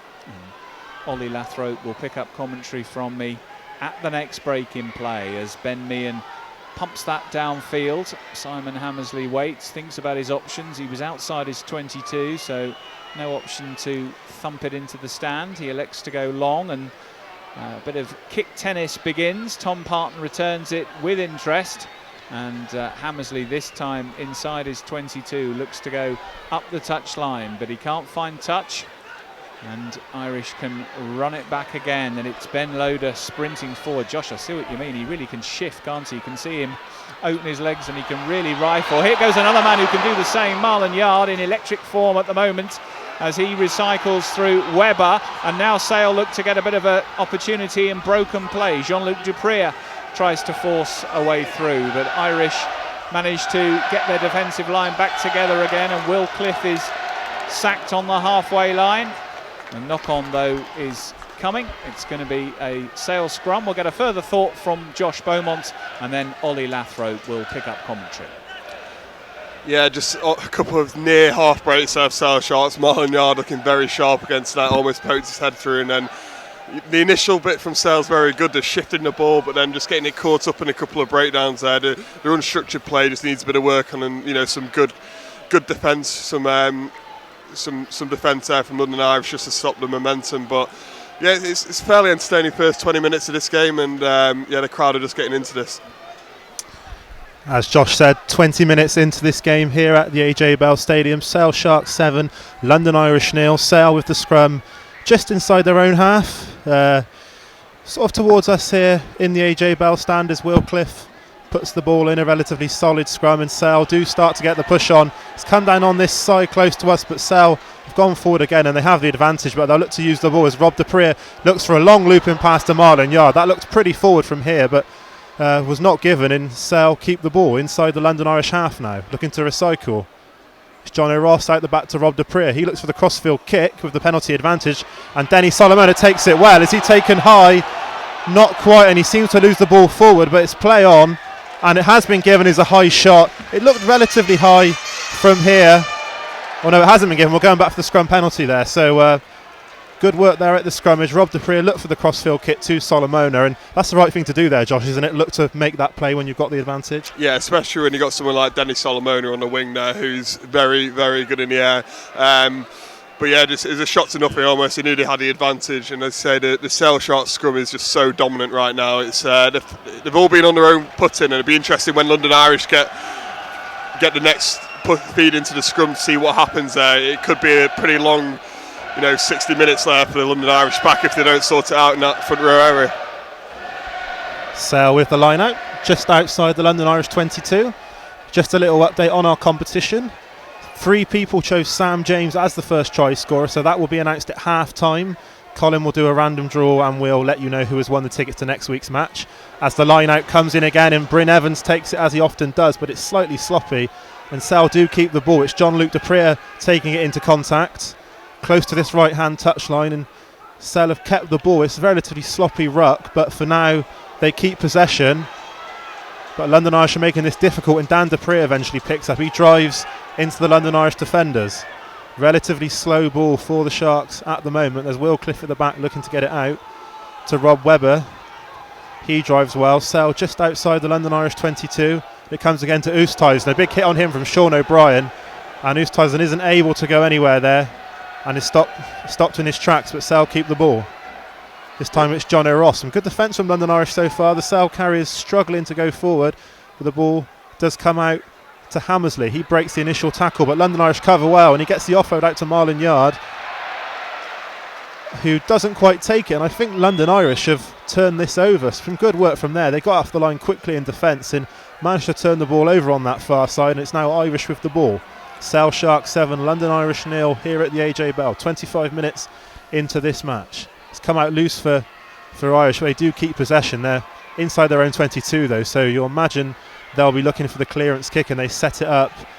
Meehan getting those players off the back of the ruck. We know players are being encouraged to kick it a lot quicker now. Part of a new directive that's come from the Six Nations, and it does eventually get kicked. It's slightly sloppy, and it's gone into touch, and Yard collects it. And that was some good work there from London Irish, Josh. They defended well and then managed to get a kick away. Yeah, so I think someone's just had a word to the London Irish team in that break of play, because Sean O'Brien just put an absolute ferocious hit there on Cooney Oosthuizen, who is not an easy man to tackle, and he was ramping up in attack there as well. So it's a great hit, and yeah, they've just in 3 defensive sets there, just really matched up, and if not, out, almost bullied a bit Sale in that phase of play. So some signs of encouragement for London Irish, and probably a bit of a wake up for the Sale Sharks. And the days have gone now, Josh, where the promoted team almost becomes fodder for the other clubs. They come up, we saw Bristol last year were very strong. London Irish this year have been very strong. And it's not like it was where you could have perhaps expected those promoted clubs to come to a place like the AJ Bell and get overwhelmed. That's not going to happen now, is it? No, I think the standard across the league's become much more competitive, and I think potentially the CVC money that's come into the game, it's allowed London Irish to recruit very well. Obviously they've brought in many internationals, Sean O'Brien, Adam Coleman, Kepa at tight head, who aren't playing tonight, but yeah, we played them twice at the start of the season in the Premiership Cup, last game before the start of the Premiership, and we only just got through that game, and you could tell that they were much improved. Very physical outfit, coached by Declan Kidney, Les Kiss in defence. They've got that Irish link, and they'll play similar to kind of how that Irish team and who won the Grand Slam back in late 2000s. They're drilled very much like that, so they're going to be always tough on the breakdown and tough to break down the defence. And Josh, I believe you've been away this week, had a special World Rugby law review. I don't know if you can give us a little bit of an insight about what you saw, what was spoken about, any potential changes we might be seeing. Yeah, it was an interesting couple of days out in Paris. I was representing the RPA as a player rep. I'm the RPA player rep Sale Sharks, and went on the International Rugby Board. International rugby players, sat with them and discussed the breakdown, discussed what the issues were. Wayne Barnes was there as the referee, his interest here, his insights. Ian Foster, obviously new All Blacks coach, was there. So it's just a sharing of ideas really, and obviously just the main area of player welfare was the main topic, and how we're going to reduce head injury rates, which are obviously very important to the future of our game. Yeah, all needs to be done, Josh. Get the player welfare as good as possible as we get back underway here at the AJ Bell. It was Cooney Oosthuizen down as Stan de Preer breaks through and looks to get the offload away. John O'Ross collects it, but it's scrappy again for Sale in slow ball. But Will Cliff's there. He brings it out to the right with Rob de Preer. Yard in the action again, as he has been all evening so far, looking for the offload, and he's lost it forward. Slightly unlucky there from Marlon Yard, but he does lose it, and London Irish have possession. It's Hoskins. He drives into the tackle. London Irish just inside their own half. They do have the ball as Myler acts as scrum half to Sean O'Brien.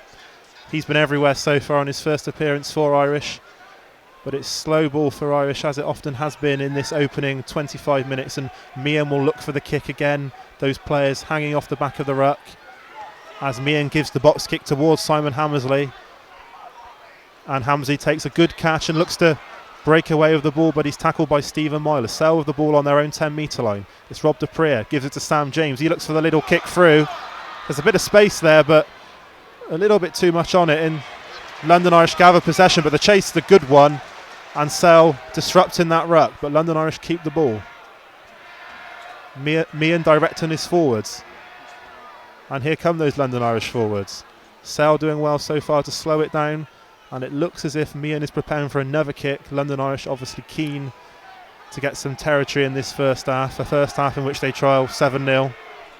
Yeah, they've been a lot more structured in the play actually, London Irish, and I was expecting a lot of kicks off 9 from Meehan, who's obviously, as I said earlier, he's an excellent box kicker, and they're probably just trying to force Sale into playing like they are doing at the moment, and competing heavily at the breakdown. So quite a clear game plan that's been quite effective at the moment for London Irish. As Sale have possession just inside their own half, a couple of phases there, and it looks as if it will now be the Sharks to clear away.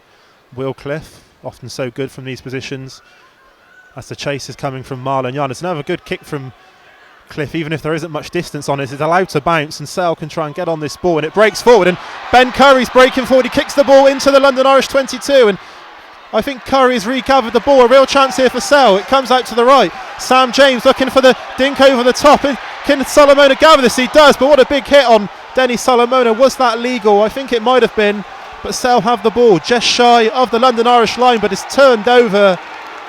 The Sale man isolated. The fans at the AJ Bell not happy with that one.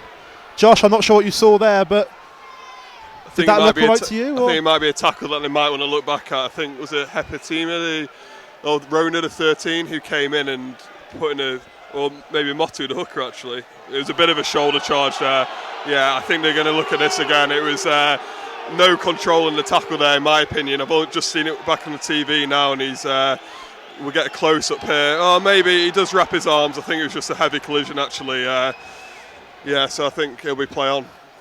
There is an arm there, but you can see why there was a bit of upset in the crowd, because it did at first glance look like it could have been hit with no arms, but I think he's all right. And London Irish managed to scramble well again. Sale have had most of the territory in this first half, but are only 7-0 up. The Sale fans still not happy about that decision. It looks a relatively fair one. There was an effort to wrap the arms, even if it was slightly high, but I don't think there can be too many complaints there for Sale, as London Irish get the chance to clear again with Myler with the ball in his hand, deep inside his own half. 11 minutes to go here at the AJ Bell in the first half. Sale Sharks 7, London Irish 0, as Myler clears the ball away. He's just got outside the London Irish 22, and a chance here for London Irish to try and keep the possession. They haven't had much of it so far. It's been mostly all Sale, even if that hasn't reflected completely on the scoreboard, as Irish do manage to win that line out through Ben Donnell. They get them all, and Meehan clears again. It's quite a good kick from Meehan. He's got Solomona backtracking, but Solomona catches it well and gives it to Hammersley. He looks for the kick this time towards Parton, who scrambles to the right. He takes the ball. There's a lot of space in that backfield there. I said it earlier in the game. I think Sale maybe, as Simon Hammersley just runs out and breaks down, and Sam James makes a break, and he's just kicking down a touchline now. I was just about to say maybe they should kick it a bit more, but they've actually just made a very good break down the edge there, Sale Sharks. Some good work from Simon Hammersley there. More good work from Simon Hammersley. He's so dangerous at that, but London Irish did turn it over, and they almost messed that up. Luke James coming through to charge down. Sale always looking for the charge down. We've seen that a few times this season, but it is a penalty to London Irish at the breakdown. It looks like Ben Curry is the one who's gone off his feet, trying to force the turnover, but it's London Irish who get the penalty and a chance to pin Sale into their own half with about 10 minutes remaining here. What will be the message here, Josh, from the coaches on the touchline? 7-0 up, 10 minutes to go, important period in the game. Control and keep the ball in the 22. We've seen a couple of kicks from Sale when they've got into London Irish 22. The one before where Denny Solomona received that hard hit when looked like he was in for all money. It's a bit lofted, that cross kick from Sam James. It's a bit flattered and he's in, but they probably just need a bit more control and efficiency at that breakdown area. As London Irish do well at the line out to win it. They look for a set move, and it's worked well so far, but Ben Curry turns the ball over, and Rob Dupree drives the ball downfield with a kick. It's a good one from Rob Dupree, an excellent kick well into the London Irish half. Sale managing to turn the ball over from that London Irish line out, and there'll be some frustration from Declan Kidney there. All that good work London Irish did to win a few penalties and get up the pitch, and it's all been undone by a set move. They didn't go for the drive. They tried something a bit different, and it didn't quite work, with Kearney Oosthuizen having a bit of blood. The Sale medics onto the pitch. There'll be a bit of a break in play. Sale do have Ross Harrison on the substitute bench if need be. I think the initial move there from London Irish, it worked well. They came on a sweep movement from the line out, and Hepatima hit a hard line back and found a soft shoulder, and then looked for Loader on the offload, but Ben Carew just in the right place at the right time to clean up the mess there. But initial good move from London Irish, and then obviously the offload that just didn't go to hand. So maybe something Sale need to look at. I'm sure the defensive coach Mike Forshaw will be passing that message at half time, just to tighten up that seam at the back of the line out there. London Irish with the line out here, just shy of their own 10-metre line. Less than 10 minutes to go. It goes to the back, but it's messed up and it comes out the back. But London Irish do keep the ball, but not straight. Sale scrum, and a big opportunity here for Sale. 7 points ahead at the moment. Be looking to extend that, and a scrum here for the Sharks. Inside the London Irish half to the right of the pitch towards us here at the AJ Bell Stadium. The scrummage has been relatively dominant from the Sharks so far. Won a couple of penalties in there, and perhaps a chance here to do the same. If they were to win a penalty here, it would be in Rob Dupree's range. Perhaps important to get further than 7 points clear at this stage. Yeah, I just mentioned control. That's what Sale Sharks want, and here's a perfect opportunity. They've been dominant in the scrum area.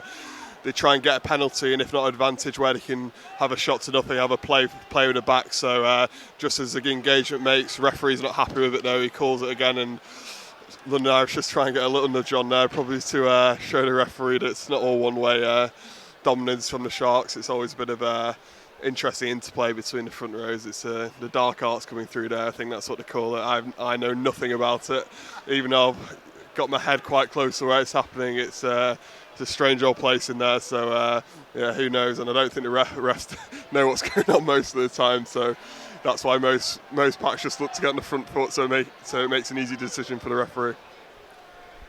John O'Ross coming over to the touch judge there to perhaps have a word and say that London Irish were a bit of gamesmanship around that scrum, but Sale still with the opportunity here.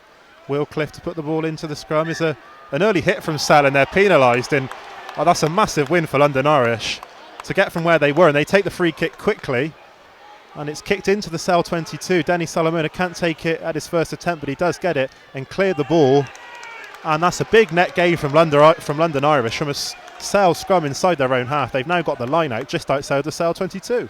I'm not sure about the decision. I don't think Steve Diamond agrees with that either. He's just marching down the steps now.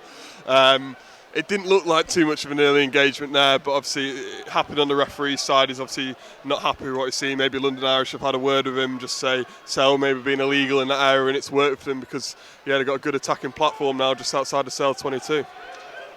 What can London Irish do here? The line out is a good one into the hands of Meehan off the back of it, and here come Irish. Can they do anything before half time? Currently trailing 7-0, and it's slow ball at the moment. They do retain it, and it comes out to Van der Merwe, but he loses possession, but it comes back into the hands of Irish. Sean O'Brien, he's been everywhere so far in this first half. Jake Cooper-Woolley doing well to disrupt that ruck. London Irish sort of in between the 10-metre line and the 22-metre line in the Sale half, but the Sale defence is meeting them well, and that's good work there from the Sharks. They've turned it over, and a chance here for Sale to break. Sam James with the ball. He looks to pump the ball into the London Irish half. It's a good kick from him. It bounces up. Parton forced to take it just inside his own 22. He clears it. Sam James has the ball again now. A bit of kick tennis there, and will Sale look to run it? It's Rob Dupree looking for the territory. He kicks towards the right-hand side, but Hassel Collins is back there. He makes a good catch this time. He looks to make the kick, and it's not the best one. It's gone straight out on the full. And just now, London Irish had a massive gain, but this time it's the turn of the Sharks to have one.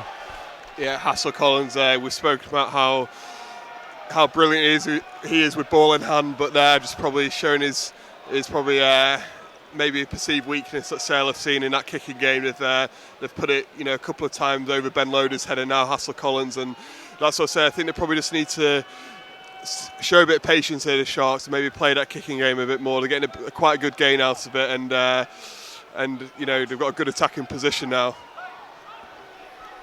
As Josh said, an excellent attacking position for Sale. Rob Webber waiting to throw in. Will he go to his usual target of Bryn Evans? And he does, and he wasn't quite lifted up by Oosthuizen there, but he does get the ball, and Sale have the chance with the more. Going well so far towards the London Irish 22, but Irish have done well to hold that up. Can Cliff get the ball out? He's digging for it, but Irish have done well to slow that down. Sale trying to force this ball out, but it doesn't work, and again London Irish have managed to stop the Sale attacking move, and be some frustration in there, Josh, won't there, that these chances haven't been quite put away? Yeah, they maybe just need to getting to the sheds at half time in, just as a forward pack, maybe just move away from the driving more, I'd suggest, because they've been turned over 3 or 4 times now, and I think Donald, the London Irish back row, has had a abrasive first 35 minutes here. He's been strong in that Maul area, and for London Irish attacking line out as well, he's been a good weapon for them. So they've been very good, London Irish, actually, just getting through the seams of the Sale Sharks there. You could see they were quite wide in their setup. I think it all started with the lift. There was they just weren't quite tight enough, and London Irish are finding that seam, as I said, very well. So there'll be massive frustration from the Sharks there as Cooney stays and just getting a bit more bandaging to that bloody nose, I think. Been in the wars so far, Cooney, hasn't he? Certainly had that big hit on him by Sean O'Brien, and he's getting some more attention here, but such a quality player, I'm sure he'll be fine. And just whilst we break, just a reminder, if you pick Sam James in the competition, we'll be announcing the winner of that at half-time. A random draw from those 3 people that chose him, so if you're lucky enough to be the winner, you'll be here next Sunday for the Premiership Rugby Cup final against Harlequins. Tickets, of course, still on sale for that. A chance for the Sharks to win some silverware and get the season up and running in that regard. Another game elsewhere tonight, Worcester against Northampton down at Sixways. It's Northampton with the lead at half-time by 13 points to 3. Northampton needing a win after a bit of a barren period from the Saints. They started the season so well, but they've tailed off a bit recently, and they lead at Sixways at the moment, with London Irish having the put into the scrum, and it's a solid one, and Myler gets the ball. He looks to kick, but it's straight down the middle of the field, straight into the hands of Simon Hammersley. A nice easy take from him, and he looks to kick back. Myler tracking back into his own 22. He takes the ball, another kick coming here, we imagine, and it's Simon Hammersley again, playing the game on their own at the moment, Hammersley and Myler, and Hammersley finally runs the ball up. Can he find a gap? He beats the first man, but he's tackled well by Hoskins. Looked a bit like a tip tackle, but it wasn't, nowhere near in the end, and Sale have the ball with Jean-Luc Dupree. He looks to go forward, but he's tackled well. Sale trying to get over the gain line here with less than 4 minutes to go. Slow ball at the moment for the Sharks. Yeah, again, a bit of kick tennis there. I thought London Irish had a good attacking platform just inside their own half. Myler's booted it aimlessly, but set the box kick. Wilcliffe sends another great kick up there, and Hassel Collins hasn't dealt with it again and knocked that on and Sell through John O'Ross, who picked up the scraps, but the referee awards a double knock on. Obviously Hassel Collins first with the knock on, and John O'Ross just spilling it on the floor. But good net game from the Sharks there. I think that'd be one of the key messages coming at half time, is just to be patient and not try and score too many tries without doing the hard work first. As Josh said, another excellent kick from Wilcliffe there. How good has he been since Faf de Klerk's injury? Of course, de Klerk back on the bench tonight, but Cliff is deputised excellently for the South African. His kicking game of particular strength. We saw that last week down at Gloucester. A torrid afternoon for all the torrid evening, for the Gloucester back three, and more of the same tonight from Cliff. I think, I think Faf de Klerk on the bench is probably hoping Sale had a bit more of a lead so he could come out and express himself. It looks like he might have to come on and go back to the South African style that he was playing in the World Cup and put a few more kicks up in the air. Another big scrum here for Sale. They're going forward. It's the penalty advantage and they get it. Meehan causing havoc, and he throws the ball on Dan Dupree. I'm not sure I'd have done that. Jean-Luc straight in there now. If you're going to upset a Dupree, you're going to upset all three Dupree. So perhaps a mistake there from me, and I'm sure Josh can tell us that probably wasn't the right decision there. It doesn't take much to upset those Dupree twins, and throwing a ball at his head probably isn't the wisest thing as a scrum half when his brother's just there waiting to deal with him. So bit of nothing now. I think the referee will just split the guys up and he'll reset a Sale penalty. But I can just see the London Irish forwards coach complaining to the referee, but I'm really not sure what for, because the Sale Shark pack is so dominant in this scrum time, and I think they just need to get a bit closer to that line and try and eke out a scrum at some attacking position, and they can either look for the pushover or create a platform off it. But the referee's really going to have to get a grip here and look at either sending one of the perpetrators off from London Irish just to gain some control here. Sam James looking to kick to the corner. A last chance here for Sale in this first half. Is a good kick from James. Sale about 10 metres out from the London Irish line. The Sale fans, there's a big one. Some music playing on the tannoy, trying to gee the Sale Sharks forwards on. So clock ticks down towards half time. A good line out required here.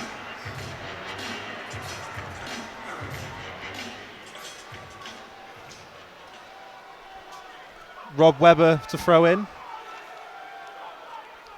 And it comes to the back of the line out, but it's not caught by Jean-Luc Dupree. A risky move there from Sell, and Hassel Collins clears the ball. And again, it hasn't quite worked for London Irish. It just bounces out well past the halfway line, and London Irish might be ruining the injury to Kepu just before the game, the Australian international. He obviously would have made a big difference in that scrum.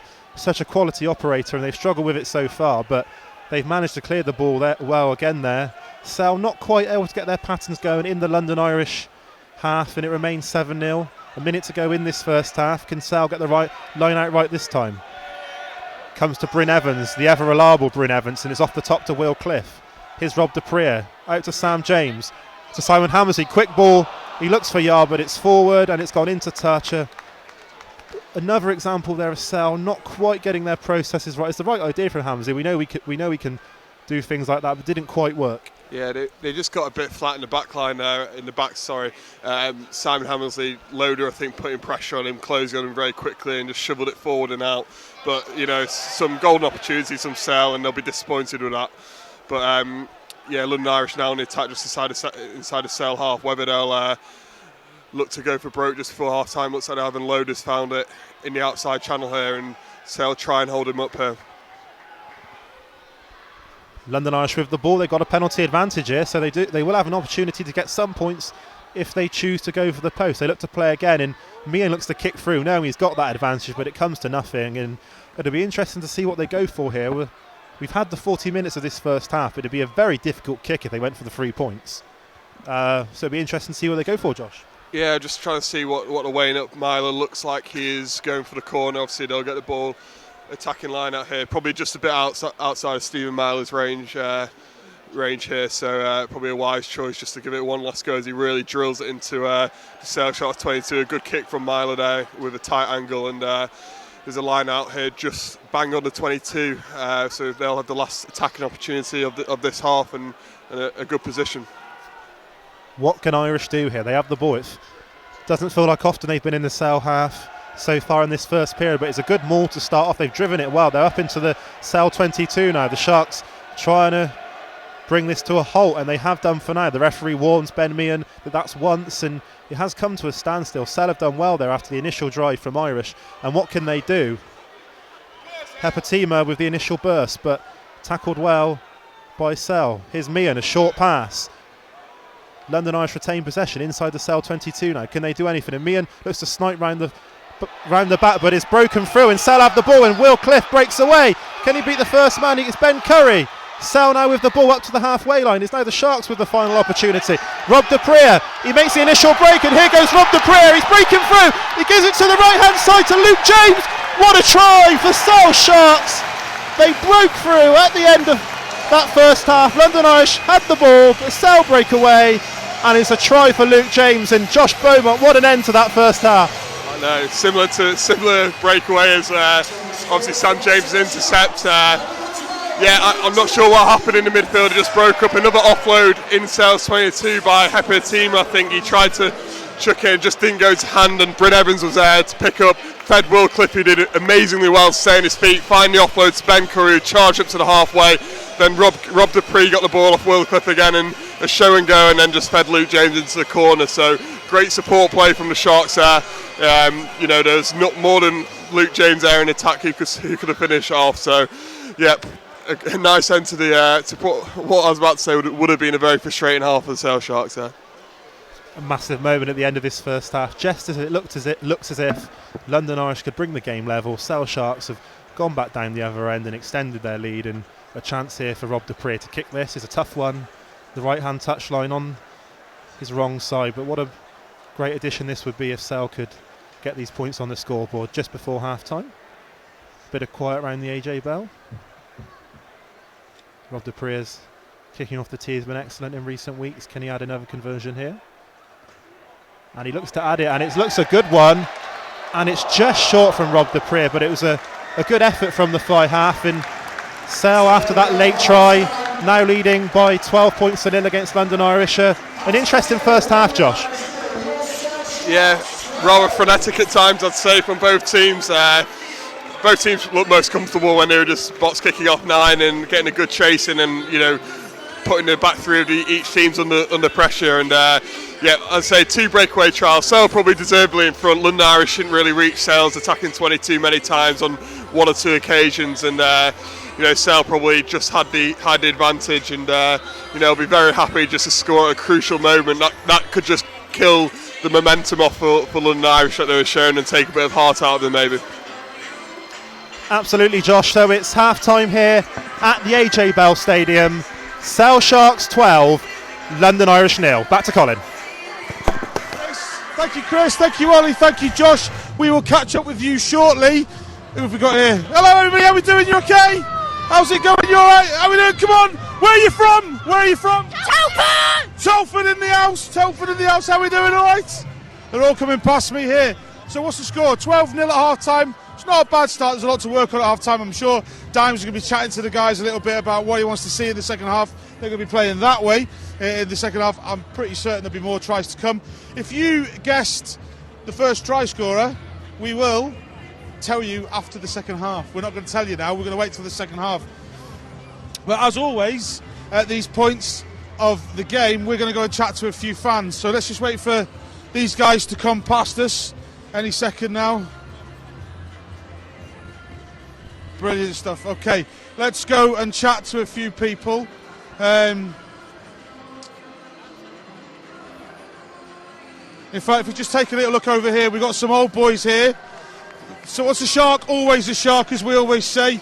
Look at all these great Sale Sharks players from days of old. Actually, in fact, what we'll do is we'll try and get a chat with some of these guys, I think, actually, whilst they're getting their photograph taken. So for those in the know, you'll actually notice a couple of these beautiful people, these hardcore Sale Sharks from many years ago. We can see Tom's there, Charlie's there, Josh Baxterdale's here as well, Josh is here too. We've got Briggs here as well, so you'll get Scoey as well, yeah, definitely. Whilst we've got Tom, let's just grab a few. How are we doing? How's it going? Just going to grab Dave Seymour here, just quickly. Sorry, Dave. Sorry, just going to. Dave, how you doing, mate? Good to see you back. Once a Shark, always a Shark, as we always say. You're live on Facebook, Twitter, YouTube. So that's swear. it. Yeah, no. So I think you're all right swearing on there. Nobody watches. No, it's all right. What do you think of the half so far? 12-0. Yeah, I think you'd rather be 12-0 up than 12-0 down. So I think it's been good so far. Sorry, he's just trying to take a photograph. There you go. Sorry, brother. John Marflin's trying to take a photograph, and we're right in the way. What do you think it'll open up in the second half of it? Yeah, definitely. London Irish are a tough team. The Sharks are playing really well, and hopefully they'll push on the second half and really ideally get a bonus point, but you take 4 points. Oh man, I'd love to see another bonus point here. Joint top of the league at the end, it'd be great, wouldn't it? Massively. I think Sharks are really coming through this year, and you would question if they would make top spot altogether. Exeter have had a slip up last week. Hopefully this week we do well, Exeter not so well, and suddenly before you know it, you could be at the top. And we talk a lot on the Sharks TV about the support, where the support comes from for this team. It isn't just the 15 guys on the pitch, the 23 of the squad, it's all the fans, and it's people like yourself coming back and being a Shark and always being a Shark. What is it about this club that you feel so connected to all the time? I think it's definitely a family environment. You can see today there's a great crowd here, and they keep growing, and that's the best thing over the years. They're only going one way with the crowd, and everyone kind of engages, the players engage with the fans, and it's a great club to be a part of, and once we've finished we still come back, which is it's a great thing to see. Once a Shark, always a Shark for life. Thanks, brother. Thanks very much. It's great. I'll speak to you again soon. All right, thank you. That's great. So that's what the epitome is, what we were saying before. It's all about that connection to this great club we are. These guys keep coming back time after time. So let's have a little look. Let's go and find out where these lot are from first. How are we doing? You okay? Where are you from? Manchester! What's this? Sharky. I love it, Sharky. Oh, we're holding up the queue. Let's go backwards a little bit. What age range do you play for? Under 15s. Under 15s, are you winning? Yeah. Under 13s. 30s, you winning? Under 12s. Under 12s, go on, we'll let you go on. Careful, Sedgley Park's behind you. Don't let them see you. Sedgley Park's there. Hello, Sedgley Park, how you doing? You all right? How's it going? We all right? Hello, everybody. Hello, how we doing? What team are you from? Crewe and Nantwich. Crewe and Nantwich. Hello. Bowden are here as well. Look at this. Where are you from? Lee. Got There we go. Lee's in the house as well. That's incredible. Right, come on, let's go chat to these lot up here. Let's have a look. Let's squeeze past the big man. How you doing, buddy? Okay, let's go for our little wonder. How you doing? You alright? How's it going? Are you a big fan? Yeah! You're the biggest of fans. Yeah! What do we think so far? It's really good. Enjoying it so far. Enjoying everything. I mean, 12-0 at half-time is a good place to be. Always in lead. What do you think you're looking for in the second half, do you reckon? I don't know, because, you know when you're waiting for something to click, that's what we're waiting for. I'm sure he's saying it. Cold. No, I think he's probably saying the same thing in there right now. Guys, we've got to click. It'll be interesting to see. We were asking people who they thought would score first. It's great to see that run. That's just awesome. There's possibly some winners at home, which we'll draw out at the end of the game. Where'd you come from? I live in Ratcliffe near Berry. All right, it's a good trek in. Thank you for supporting. No, it's not that far away. You still got to go around that blooming M60. You know, it's a nightmare these days, isn't it? You know what I mean? Thank you so much for supporting us. Okay, there looks like a huge in-depth discussion taking part here right now. How are we doing, gentlemen? Good to see you as always. What do we think of that first half? I thought it was quite tight, really. I thought they came and fronted up. They've got some young, quite interesting young players, haven't they, coming up? But I think we're going to wear them down, I think, over time. And our bench is far more of a heavyweight in terms, literally, and quality, I think. So I'm hoping that as the game goes on, we will motor into the lead a bit more. We spoke about the bench at the start of the show as well. We were talking about how much we were looking forward to seeing it. You know, there's a couple of big hitters on that bench tonight. Are we looking forward to seeing them yourself? We are.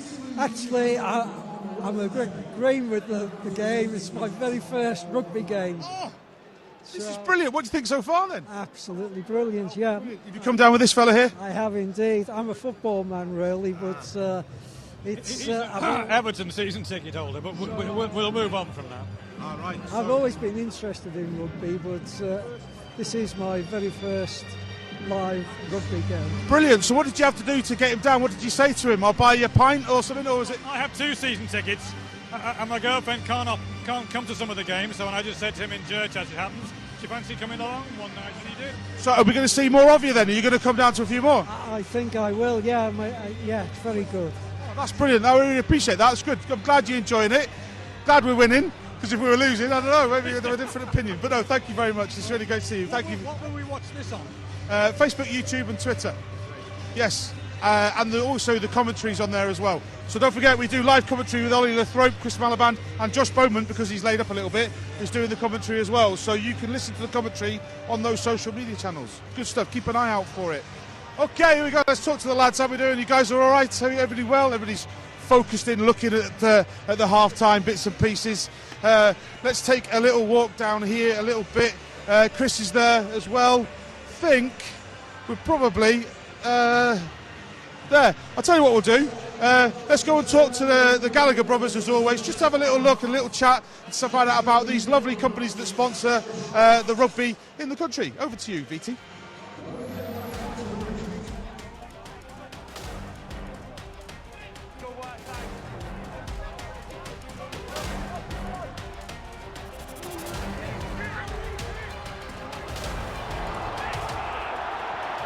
Simpson screaming for it, he wants 2!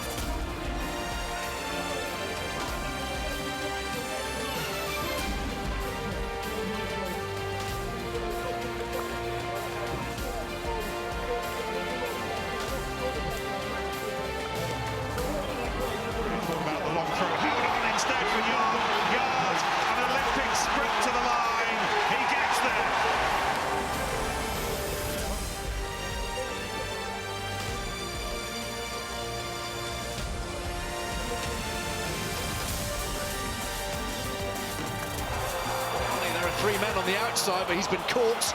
And here's Marlon Yards setting off for the try line. No one will deny him.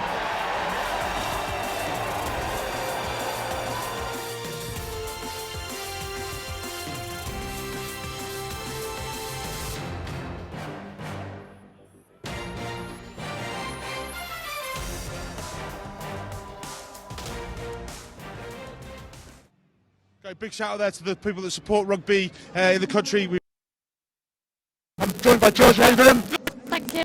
Okay, so we're going to have a little walk around, Georgie. You're going to tell us what's going on. You're going to tell us a little bit about the community stuff that's going on. So let's go for a walk. Who we've got over here? So we've got Telford Hornets here. They've obviously, come down today. They've got a pre-match clinic tomorrow, post-match clinic actually. So they've made a bit of a weekend out of it, and obviously half-time tag on the pitch, and it gives them a bit more feel for the atmosphere and really get involved in the game. So being right here in the middle of the pitch, I mean, if you take a quick look behind us, where are these guys from over here? So we've got Warrington over there as well, so doing the half-time tag. So quite a local team as well, which is good to get them down and get them involved as well. What age ranges are we talking about here? So we've got mainly under 9s, few under 10s, so yeah, bit of tag rugby, bit of touch, bit of everything really. So when I was a kid, man, I never thought, I mean, how cool is this, being on the pitch at half-time? It must be awesome for these wee kids. Yeah, it's amazing. I mean, they get the whole package, so they come and get to do the Guard of Honour, wave the players out and then play on the pitch at half-time, so it's a full dream really. So we're all about, you talked about this before, about this engagement into the academy and also how do you connect all this together then, and this big Sale Sharks connection to these kids, to the Lou Diegers of the world? So yeah, I mean, it's getting them down to things like this so they can see, if they have aspirations to become a professional rugby player, how that links into the DPP, academy, SDG and then onto professional rugby player. So if there's people at home who actually should be here, by the way, who are not at home, who should be here, shouldn't they? Definitely. How can they get in touch with you, and what kind of things can you offer them in regards to the community stuff? Why should they be getting in touch with you, and how do they get in touch with you? So you can just drop, on our website is all of our emails, so you can just drop us an email or give the community a call. We're always in the office, so working hard. What was in the office? You're not out coaching, what are you saying? We're work task of 28 full time now, so we've got a lot of coaches out there delivering and a few of us behind the scenes organising. And we talk about the women's side, the ladies' side and stuff like that. How important is this for us to have that kind of connection to the women's rugby in this country? And what would it do for us as a club to be able to do that? Oh, massive. I mean, you look today, we just had a parade of hundreds of women. I saw them. Yeah, so International Women's Rugby Day, I mean, it's amazing that we can get them all down here, and the women's part of the game is vital to this because we want to do the whole one club thing, We've got our academy, we've got our men's team all doing really well, and the women's team will just round it all off. Right, as we're walking off the pitch as well, because I think they're going to come on in a second, why is it, that one team, why is that so important in this modern world of sport for us? Why do you think it should be done? Because, the whole one club thing, I mean, the women's sport is growing massively, and I think we're ready now to take that next step, and there's so many women around the Northwest that want to get involved with rugby and play rugby, and I feel like we're the perfect place to kind of help grow and, keep the women's game alive. I couldn't even say that better myself. Well done, mate. Thank you. I'll catch up with you later on. Sorry for accosting you there. Good on. Thanks. It's great. Georgie, everybody. Community rugby, very, very important in this team of ours. We love it. So I'm going to hand you over to Ollie and Chris, who I think are on standby at the moment. Guys, are you ready for a chat? Yeah, ready for a chat. Yeah, always ready for a chat, Colin. We'll chat all day, Ollie, won't we? And welcome back to the AJ Bell Stadium. Second half coming up. Sale Sharks leading by 12 points to 0 after an interesting first half. Sale had a lot of the possession, but it didn't quite go to plan for most of it. Only Sam James's intercept try getting Sale on the scoreboard, and it looks as if London Irish might punish Sale just before half time, but that breakaway at the end, Luke James going over and putting Sale into a 12-point lead heading into this second period. London Irish back out on the pitch a little bit early. Can they get themselves back into this one? Looking for a third successive away win, and a big one it would be. Well, they've also got the psychological challenge, Ollie, of the fact that they've never beaten the Sale Sharks here. And I think that can play quite heavily on the mind of teams, because you get certain bogey teams and certain bogey grounds.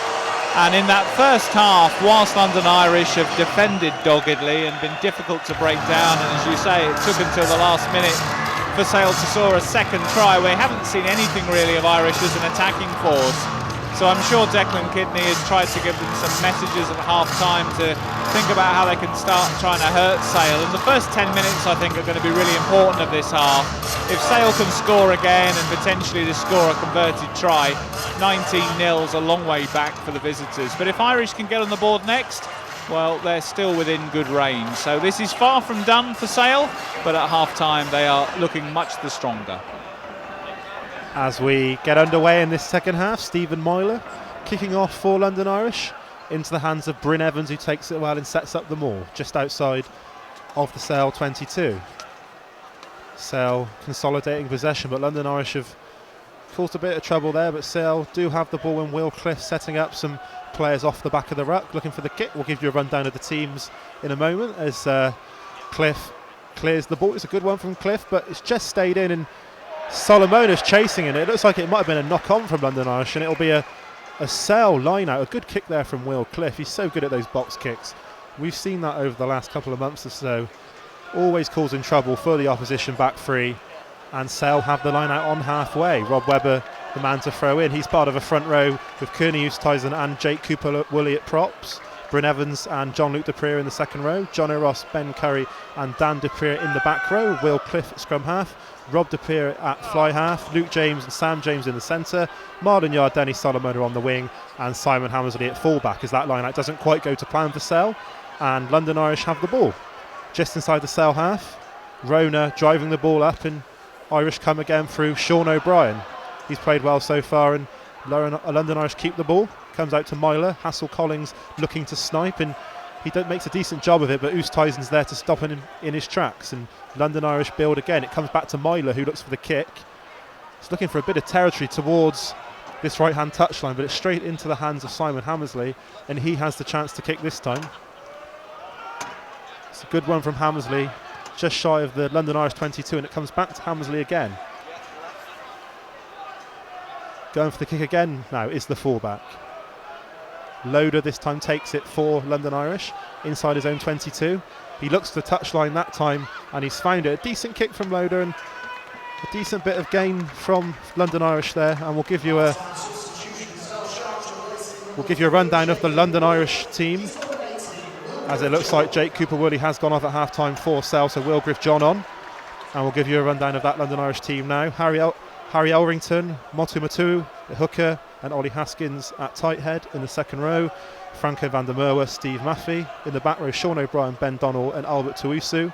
The scrum half, Ben Meehan. Fly half, Stephen Myler. In the centres, Terence Hepatima and Curtis Rona. On the wings, Ollie Hassel-Collins and Ben Loader, and Tom Parton at fullback. As Sale come here through Yard, he gives it right to Hammersley, but it's over Hammersley, and Solomona collects the ball. He drives up towards halfway.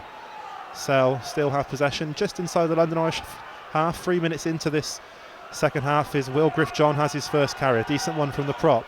Back to Rob Dupree. He looks for the crossfield kick, and it's Bryn Evans out here, and he makes a decent catch and just holds on to it. He juggled it for a bit, but a good catch from the second row, and Sale go down the short side through Dan Dupree. Can he beat the final line? What? He boshes off Ben Loader, and here comes Dupree. He gets the offload back inside to Will Cliff. A lovely moment there from Dan Dupree. We've seen how good his offloading game is, and he did well again there, but the ball eventually comes to Will Cliff, and he's forced into touch. Well, we spoke before the game today, Ollie, about all the permutations Steve Diamond might have to consider ahead of the Premiership Rugby Cup final next weekend. You'd struggle to see Dan Dupree not having a place in the back row, wouldn't you? Another massive performance tonight, and as you said there, really powering his way over the tackler and almost getting through. London Irish have a penalty. It's taken quickly by Meehan, and he gained some initial yards, but not as much as he probably wanted.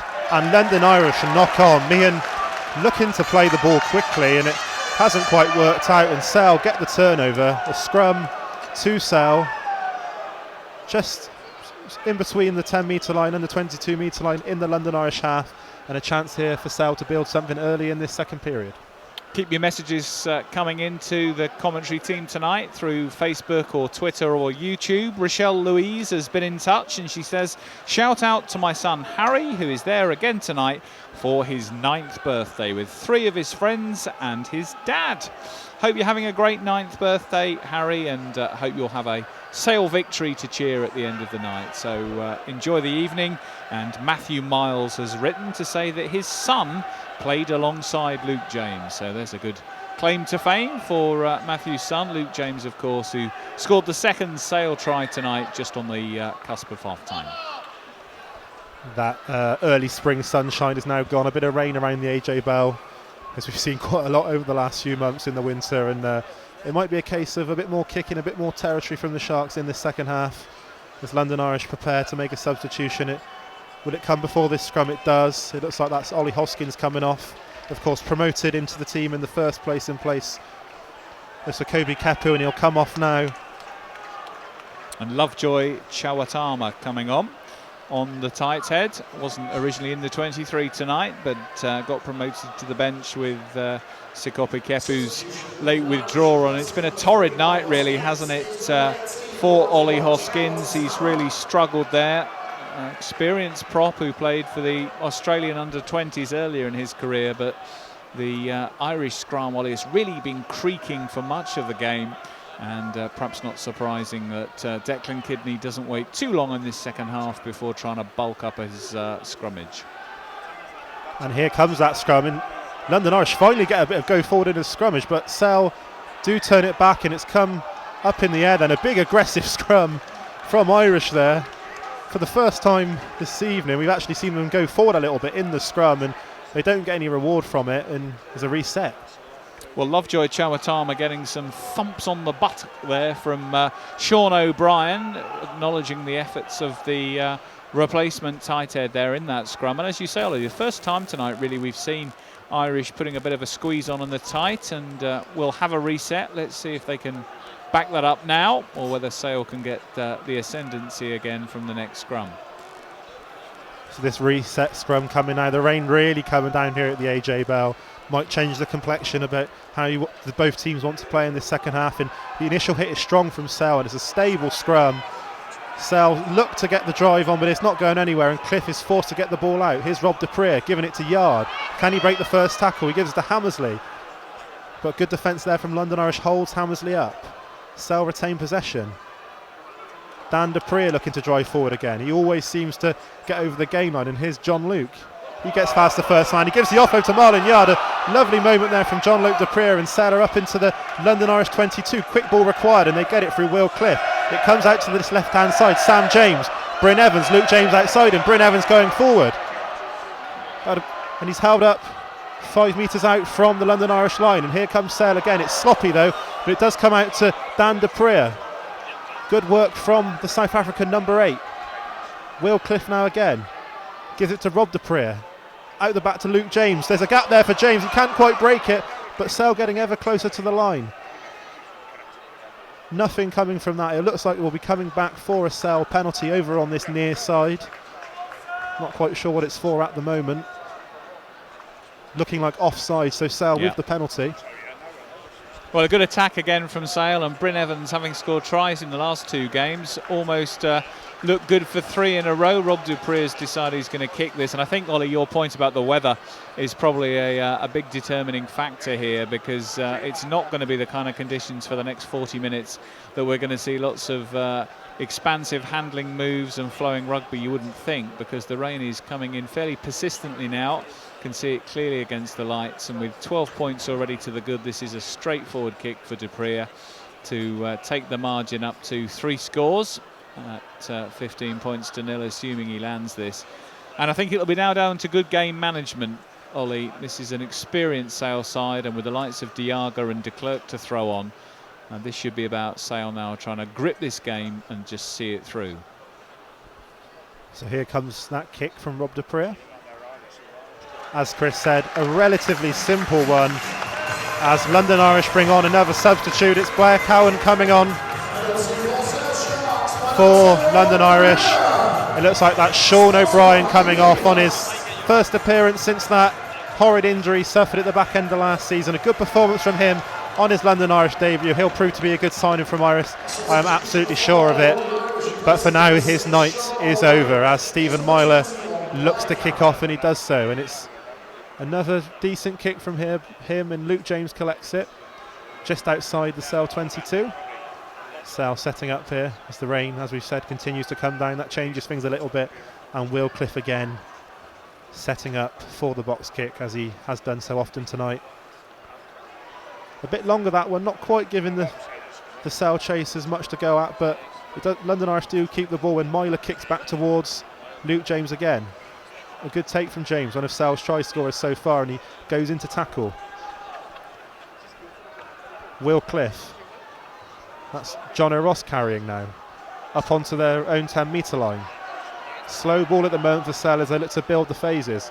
Rob Dupree goes for the kick, he switches the play and he tries to get it over the top of Tom Parton, which he does, and it's going towards that London Irish line. Will it hold up? And it does. The two South African World Cup winners come onto the pitch. Of course, Faf de Klerk coming back from an injury, and Lou de Jager set for his Sale debut. I'm sure we'll see them at some point in the next 15 minutes or so. But for now, it's about those players out on the pitch with a London Irish scrum inside their own 22. 11 minutes into the second half, Sale Sharks 15, London Irish 0. Apologies those who selected Sam James for their first try score. We didn't get round to it at half time, but we will let you know at full time who has won the tickets for the Premiership Rugby Cup final against Harlequins next week. Of course, tickets still on sale for anyone who hasn't bought it yet. It should be a great occasion, as London Irish do get a bit of a drive on it, the scrum for the first time, but Sale do well to halt the momentum, and Irish struggle to go anywhere in the end, and they're still deep inside their own territory. Meehan looking for the kick. Slow ball for Irish, and he'll get it. He has to run out the back of the ruck a bit, and it hasn't really gone anywhere. Sale have the line out again, and at the moment it's been all Sale deep inside the London Irish London Irish 22.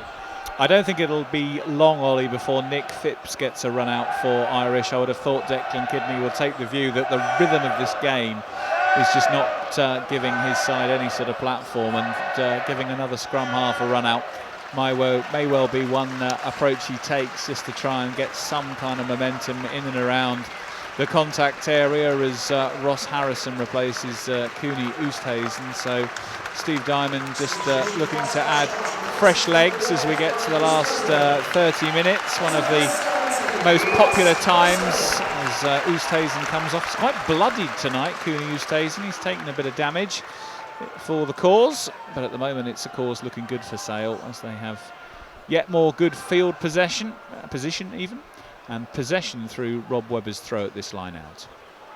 There's a long throw from Rob Webber out to Dan Dupree. Gets off the first man and gives a back of the hand offload, but I think he's gone forward with the knock on. It was a nice idea from Dupree, but didn't quite work out, and more frustration there for Sale. Another opportunity that goes begging. Well, it was a nice line-out move, wasn't it? It was clearly a training ground execution, with Dupree running onto that throw at the back of the line-out. But yeah, as you mentioned, the handoff rather let the move down. But I think part of the issue now is the wet ball. You know, we've seen a couple of handling errors in the last few minutes. It does seem to be easing off a little bit now, but the dampness on the ball won't help when Sale try and be dexterous with their handling. Still, though, in a decent field position, and Irish have still got to try and get their way out of trouble. They do have their own put-in, and we'll see again whether or not the introduction of Chawatama on the tight head continues to give Irish a bit more of a platform. They were hammered in the first half, for those of you who were with us for the opening 40 minutes or so, but a bit more competitive in the first couple of scrums in this second period. Another reset scrum has been a slight problem this evening, some of these reset scrummages, and it's slow again. I don't think Sale will mind too much now, like they would have done in the first half. They're 15-0 up, 13 minutes into the second half, so it's the onus is on London Irish to get this moving, but at the moment it's been a struggle for them in this second period as we see Lou de Jager taking his kit off. It looks like the South African World Cup winner will be coming on for his Sale debut, and there's a penalty to London Irish. They get the penalty there at that scrum for the first time tonight. A bit of joy there at last at the scrum time. Yeah, that'll be a nice moment for the Irish front row, and it gives them the opportunity through Stephen Myler to clear their lines a bit. And as you say, great to see Lou de Jager readied. It seems a heck of a long time ago now, the World Cup final, but that was the last time he pulled on a pair of boots in a competitive game, picking up that shoulder injury as his nation beat England and lifted the trophy. But with number 20 on his back, he's readied, and we'll wait to see who he's going to replace. London Irish win that line out just about. There's a lot of congestion in there, and there's a few players struggling for the ball, and the ball is held up and Sale will have the scrum. All the Sale backs come in to congratulate their forwards is Lou De Jager, and here he comes, a few high fives on the touchline from the Sale coaching staff. He'll be joined by Faf de Klerk, and this is a moment Sale Sharks fans have been looking forward to all evening. They're two South African World Cup winners out on the pitch together. I'm sure Lou De Jager would have hoped to have played for Sale before this, but it's come tonight. They're not coming on quite yet. It looks like we'll have that scrummage before we see the pair of them. And various options really here for Steve Diamond, because he could take off John O'Ross, for example, and switch Jean-Luc Dupree to the back row, which is where he started the season. And here we go. And here they come. Cheers around the AJ Bell. Lou De Jager and Faf de Klerk coming on, 25 minutes to go. And as Chris just said, it's John O'Ross coming off and Faf de Klerk coming on for Will Cliff. Well, great to hear such an ovation. It's really nice when you have players that fans love to watch and get excited about, and genuinely players who people want to come and see. And that's what we have in two World Cup winners. There won't be too many teams this season who can field two World Cup winners on their bench. And 25 minutes or so for us to have a first look at Lou De Jager locking down with Bryn Evans, and the first look in a while at Faf de Klerk. It's not often that John O'Ross comes off with 25 minutes to go. That just shows how much strength and depth there is there for Sale, and an opportunity for the Sale captain to get a bit of a rest as Faf de Klerk puts the ball into that scrum, and Sale get the initial drive on, and de Klerk brings it out to Solomona. A good initial carry from him, and he gets up towards the London Irish 22. De Klerk lifting for quick ball, and here's Dan Dupree out the back to Rob Dupree to Hammersley. Loader comes up quickly off the back of them. Hammersley breaks the first man, and here's Marlon Yard inside the London Irish 22. De Klerk forced to clear out, and here's Jean-Luc Dupree to Rob Webber. Lou De Jager stood outside this ruck. Will we see him get the ball? And he does. His first carry for Sale Sharks, and he gets over the gain line. Chance of Lude. I'm sure we'll hear that plenty of times throughout the rest of the season as Sale continue with the ball inside the London Irish 22. A bit slower this time. De Klerk gives it to De Jager again. A big ball carry. We've seen that already in just his two carries so far. And Sale keep the ball. Dan Dupree out the back to his brother Rob. Simon Hammersley gives it inside to Sam James, out to Ben Curry. He beats the first man. Ben Curry going towards the line, and Sam James with the try line begging. Looked for sure he was going to score his second of the night and Sale's third, and just as you thought he was going to score, he loses possession, and London Irish cling on again. Excellent move and excellent work from Ben Curry. Really good continuity of attack, and Sam James, he just had an arm come out and dislodge his left arm when he was, as you say, Ollie, just about to dot down for the Sharks, but last-ditch tackle coming in, and an essential outstretched arm did enough to dislodge the ball from Sam James's grasp. But this is really encouraging from Sale. There's good fluidity between backs and forwards, as you mentioned. Lou De Jager coming on and immediately showing his strength and bulk in breaking the gain line a couple of times in the midfield. And Sale looking really solid at the moment. They've been the better side throughout this game, perhaps with the scoreboard not quite adequately reflecting that, because London Irish really have had no attacking threat at all. I can barely remember a moment when they've been in the Sale half, and the pattern of the first half has continued through the second. And another opportunity here for Sale from a 5-metre line out to see if they can further extend this lead. Massive opportunity here for the Sharks. 5 metres out, 15-0 up. Can they kill this game off here? Webber in the line out. The first line out catch from Lou De Jager. He brings it down. Sale looking to drive towards the line. The London Irish maul defence is good at the moment. The Sale are going forward. Rob Webber on the back. Penalty advantage. Sale continuing to move towards the line. Are they over? Is Rob Webber down? Doesn't look like he's quite got the ball down, but it's definitely a penalty to Sale. You could see the leadership of Lou De Jager there in the way he was organising that maul, because it was his catch, and I could see, Ollie, him barking at the Sale forwards as they formed that maul. In the end, Rob Webber couldn't quite get it down, or at least not within the visibility of referee Anthony Woodthorpe. Don't think he could really have given the score there. He is going to go to the TMO and ask Rowan Kitt to have a look at it, but I'd be surprised if Rowan Kitt feels there is conclusive evidence to give a score here. But once more, Sale looking very, very solid in forming their maul. I wonder if this, as Rob Webber hasn't quite got that down, I don't think. But I wonder if this look at with the TMO is to see if perhaps there's a option for a yellow card, one of the Irish players, to see which person brought it down. But well, the London Irish defence had started to splinter, and it looked like Webber was going to have a free run at the line. I think actually he was in some way stopped from getting the ball over the line by one of his fellow forwards' leg that he was trying to get out the way of to get it down on the grass. The Irish defence had looked broken, but I don't think you can give that as a try, and Anthony Woodthorpe agrees. Yeah, I think we got to the right decision in the end there, Chris, and Rob de Pree with another opportunity to stick the ball in the corner, and a chance here for Lou de Jager again. So good on that last one, as Chris said, just signalling it forward as the Sale forwards getting a pack and decide what they're going to do here. Ross Harrison runs over to Rob Webber to tell him the call. Chance of Sale around the AJ Bell. The fans know how important a moment this is. Dan de Pree at the front of the line out.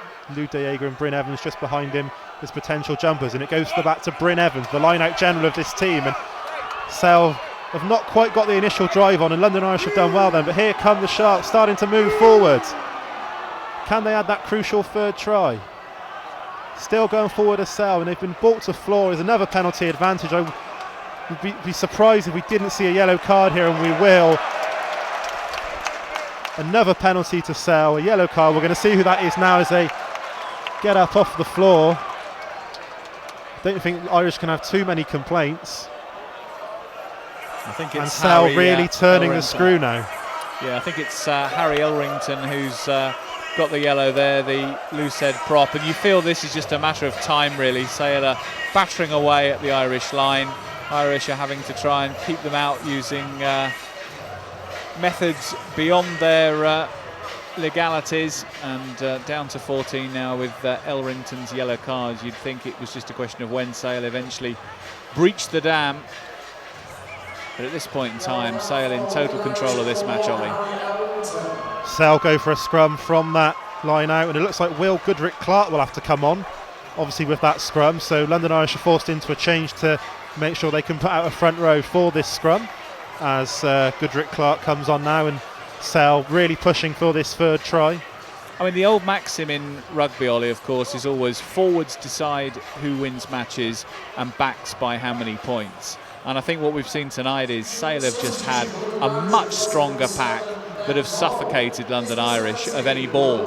And we can see that there's pace in the back three for Irish with Loader and Hassel-Collins on the wings, but they've been so starved of possession, they just haven't had the chance to get a foothold. And the Sale pack just look a click ahead of Irish in all aspects of forward play, and that's ultimately what's led to Irish being worn down.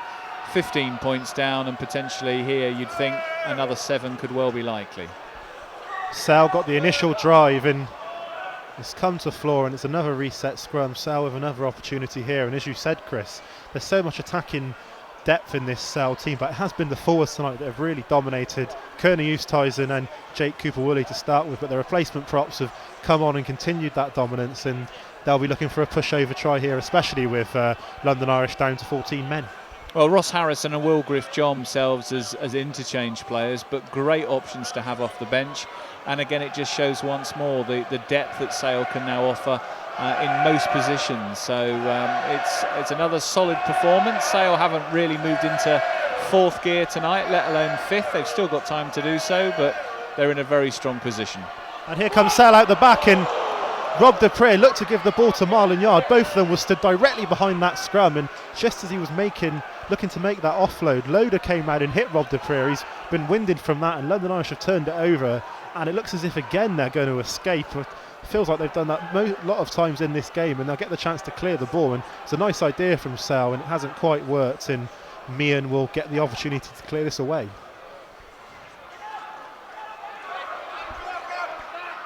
Well, Sale have could potentially have had another 3 tries by now, couldn't they, Ollie? There have been 3 occasions when they've been really in hitting distance of the line, and just 5% or thereabouts of execution short. That'll be, I'm sure, of some frustration to Steve Diamond and his coaching staff, but it gives them stuff to work on. It continues to be a work in progress as they evolve this team and become ever more effective. But at the moment, the fact that London Irish have not come close to getting on the scoreboard, I'm sure will hearten Diamond and the rest of the Sale coaching staff as Rob Webber prepares to throw then into this line out on the London Irish 22. Left-hand side, 18.5 minutes to play at the AJ Bell. Sale leading by 15 points to nil as Marlon Yard hits a line at pace. Good strong body check from Ben Loader stops him, but Sale continue to exert pressure on this overworked London Irish backline. Faf de Klerk gets loose ball which he has to kick out into his three-quarter line. Anthony Woodthorpe says advantage coming, but de Klerk digs away at the base of the ruck. Now finds Rob Dupree, who stabs a kick through with a bit too much on it. Marlon Yard can't get there, and it's going to be another Sale penalty in virtually exactly the same spot where Rob Dupree slotted 3 points around about 10 minutes ago. And I would have thought all logic suggests that he does the same again now, just to keep eking out this Sale lead. Or is he going to go to the corner? No, Dupree has decided that there is a try there to be taken, and this period of sustained pressure he clearly feels is worth 7 points. Feels like it probably should be, Chris, but at the moment London Irish are doing well to disrupt Sale, whether it be at the line out or at the scrum, and it feels like we've been in this London Irish 22 for at least 5 minutes now, and another chance. Can they get this line out right in the drive going forward? Once more Webber to throw. Curtis Langdon having to wait for his time tonight. Here's Webber's throw. Goes to the hands of Lou Diaga in the middle. Diaga once more barking instructions at his forwards as they look to drive him forward. Real good momentum from Sale. Surely this is the moment. Sale rumble over and Rob Webber gets it down. It had to come. There was no way that London Irish could continue to withstand wave after wave. And after Diaga's clean catch, Webber did the rest. He's on target for his second try of the season, and Sale are well on their way to the bonus point. They lead London Irish by 20 points to nil. Well, you felt that was coming, Chris, didn't you? Such a sustained period of pressure in the London Irish 22, and eventually they get that driving ball going, and there was nothing Irish could do. Rob Webber there at the back on the day of his 100th Sale appearance, the man who gets the try and is fully deserved, really. It's been all set in this second half, and they could quite easily be further clear than this 20-0 than they are at the moment, and there's 17 minutes to get that bonus point try, and come the end of the season that could be important to take Sale joint top of the Premiership. So 17 minutes to get it. Is a raft of substitutes in front of us. Get ready to come on for Sale. It'll be Matt Postlethwaite and Byron McGuigan, the ones coming on. Dupree stands as over Rob this Dupree conversion prepares then to take this kick, and he does so, and it's 22-0 to Sale. And as Chase the Sun plays over the PA system, the rain at least stops. I don't think we'll be seeing the sun clearly for the rest of the evening, but we have at least got a cessation of the rain, and that'll help Sale's chances of putting a fourth try in the bank tonight, as Marlon Yard gets a bit of a rest with 16 minutes to rest his limbs, and Byron McGuigan, who's been in the Scotland training camp for most of the week but released, not making the 23 for the Murrayfield International against France on Sunday, has an immediate touch of the ball and comes onto it with some vigour on the left wing. And Sale know now they've got the opportunity to secure a bonus point as well as the win, and potentially a shutout, which is getting close to the perfect night if they can pull that off.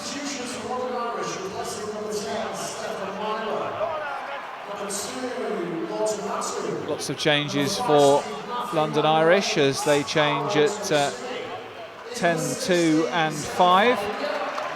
And that means Nick Phipps gets his opportunity at scrum half, but very difficult for him really to try and turn this one around with his side 22 points down with less than 16 minutes on the clock. But Declan Kidney deciding to empty the bench and see what it brings him as Solomona kicks ahead. Hassel Collins going back. Solomona, can he get there? No, he can't. The ball just evading his grasp. He was close, Denny Solomona, but he couldn't quite get it down. Once more though, Sale just having that bit of extra sharpness as London Irish's best efforts at getting out of their own half came to a crushing end. Quick throw attempted by Sia Fenga, the Australian international who featured back in 2011 in the World Cup. He's on now for Samoan Motu Matu. He's got to find his man here Feinga because he's only 5 metres out, and Van der Merwe does well to secure that line out despite the pressure from Lou Diaga. Blair Cowan tries to bring it out, but Sale are penalised for offside, and London Irish will have a penalty 5 metres from their own line. Yeah, be some frustration there from Sale. They've had London Irish pinned back all in this second half, and a bit of a silly penalty to give away, a chance for Irish to clear their lines, and as that clock ticks down, I'm sure all the Sale players will have their eye on it. They'll want that bonus point. Home games here at the AJ Bell, they want to make the most of them, and just one try needed, but London Irish have done enough to frustrate them so far tonight. It feels like it should be a lot more than 22-0 to Sale, but it isn't, and can Sale get their hands back on the ball and get this 4th try? Blair Cowan in the midfield takes a heck of a hit from Ben Curry, but he manages to stay on his feet. There's then a bit of afters involving Rob Dupree and Terence Hepatema. Nothing significant to worry Anthony Woodthorpe on his second outing as a Gallagher Premiership referee tonight. He's had a pretty solid game as Hepatema looks to get London Irish moving. Their cause appears close to an impossible one, trailing by 4 scores as we move into the final quarter of the game. And once more, Sale back in possession inside the London Irish half. Faf du Klerk's quick feet scampering away, and Sam James moves it on to Byron McGuigan. McGuigan, the kick ahead, looking for Sam James to chase. Back once more goes Ben Loader, who spent a lot of his time going backwards tonight, but Sale failed to release the tackler, or rather failed to release the tackle player, and that's going to give the visitors a welcome penalty and the chance for them to clear their lines, at least for now.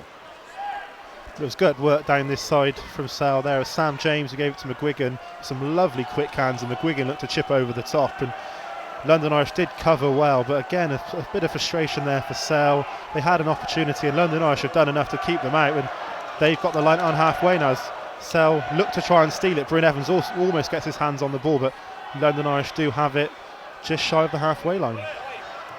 Full time at Six Ways tonight. It's finished Worcester 10, Northampton 16. So the Saints picking up a useful win. They've had a torrid run in recent weeks, but victory at Six Ways tonight keeps the Northampton Saints challenge for the top 4 well and truly in play.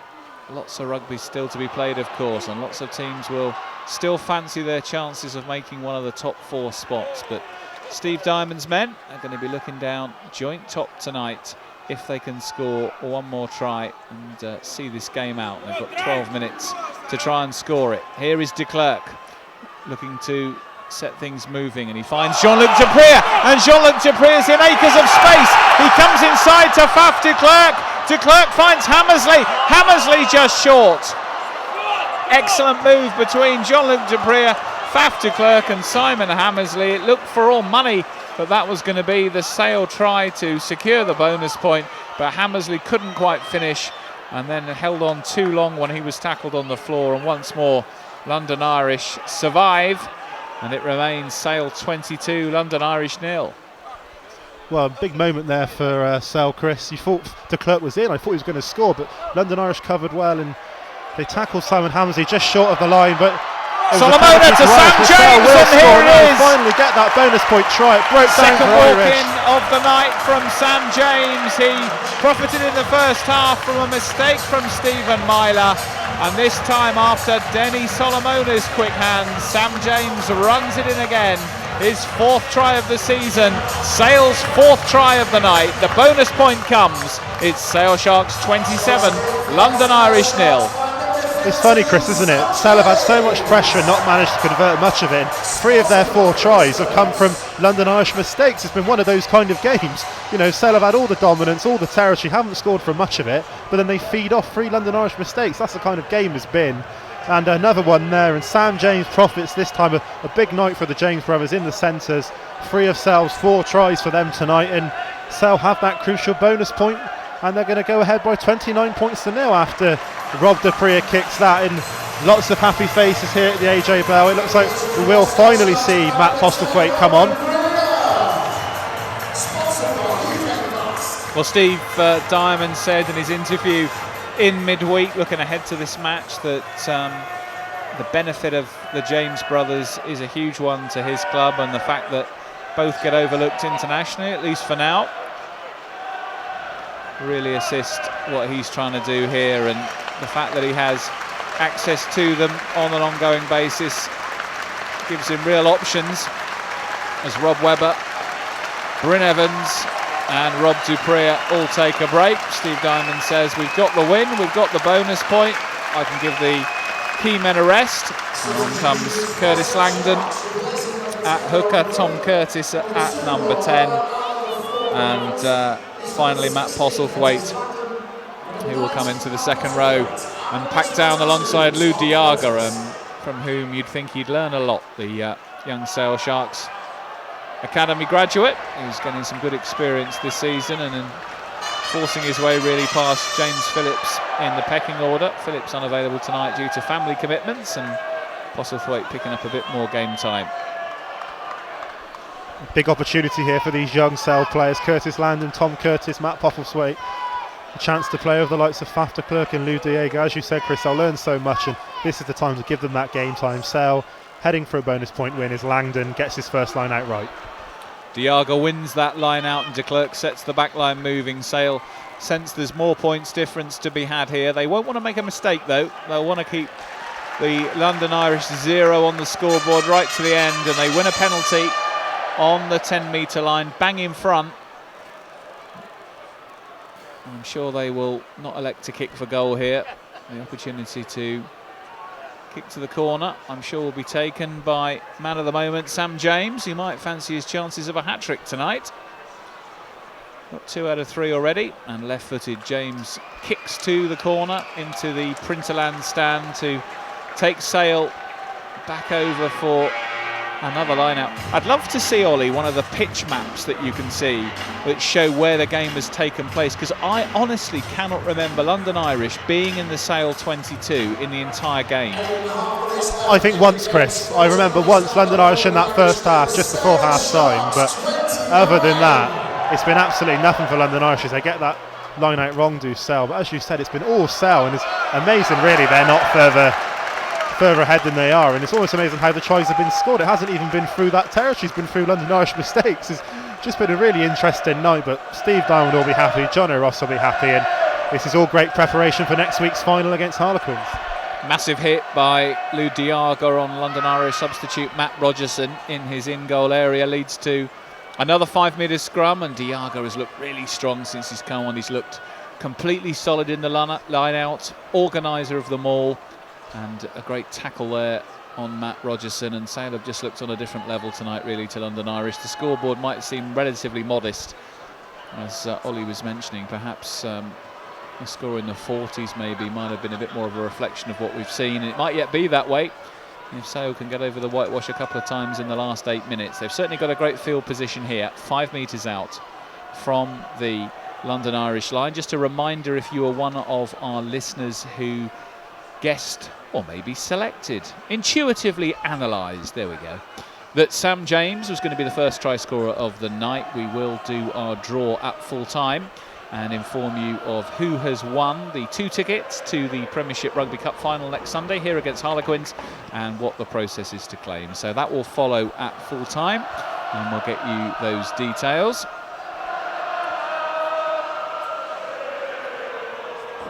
Bit of Hey Jude goes round the ground. Sale fans in good voice, and so they should be. They're going back to the top of the Gallagher Premiership. It's a long time since we have seen that. 2006, the last time Sale won this competition, the only time they've won it.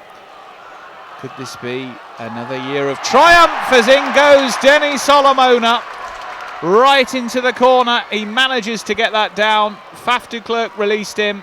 Solomona extended a strong right arm forward. Now there is a discussion with Anthony Woodthorpe and Wayne Fowler on that far side. Fowler running touch. He felt it looked to try. Lots of nodding. Anthony Woodthorpe checking a few points of the move. And we are going to have a TMO check with referee Rowan Kitt, who's doing the TMO analysis tonight, so we will have to see this being confirmed. But de Klerk sniped off the back of a 5-metre scrum. It was pretty straightforward. option was Denny Solomona on his right shoulder. And we're just having a look at the replay now. I think Woodthorpe, the referee, wants to check that de Klerk hadn't knocked it on at the base of the scrum. He fumbled it a bit, but the ball didn't go to floor. That looked fine to me. He popped it to Denny Solomona. Solomona knows how to finish wide on the right, and that ball goes down cleanly on the line.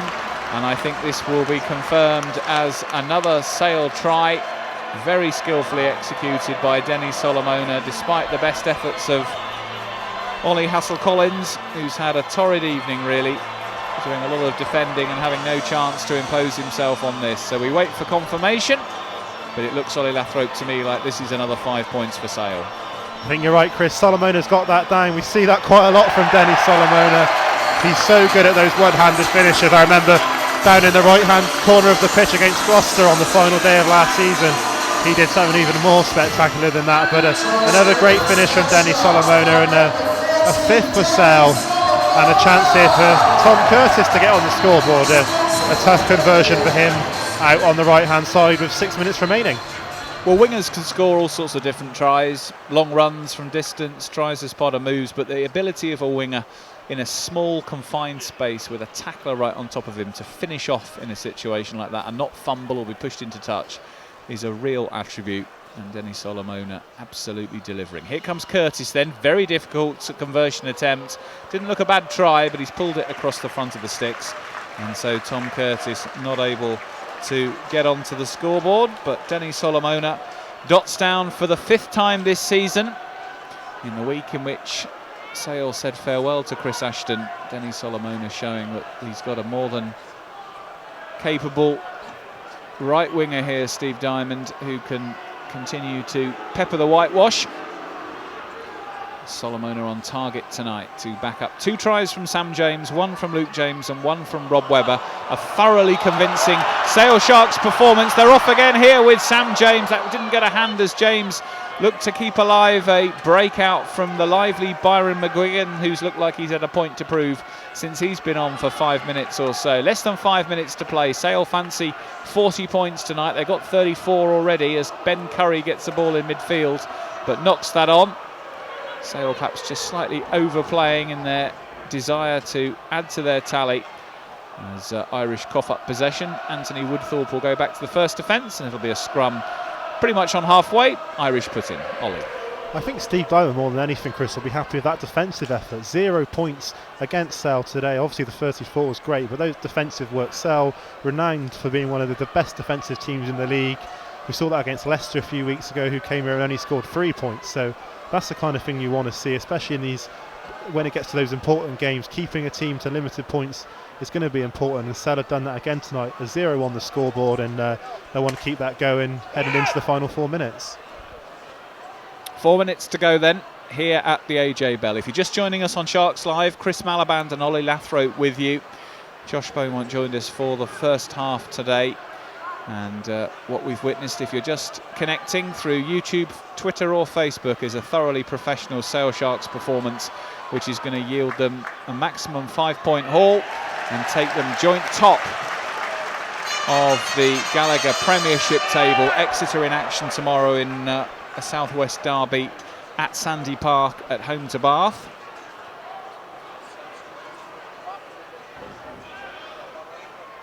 As Sam James steps forward to try and kick this penalty downfield.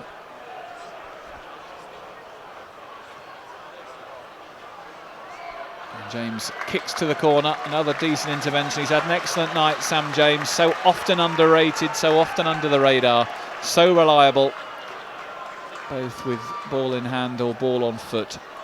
And with just under 3 minutes left on the clock, Steve Diamond cuts a very contented figure as we get a glimpse of him on the TV screen here in conversation with performance analyst Hugh Jenner.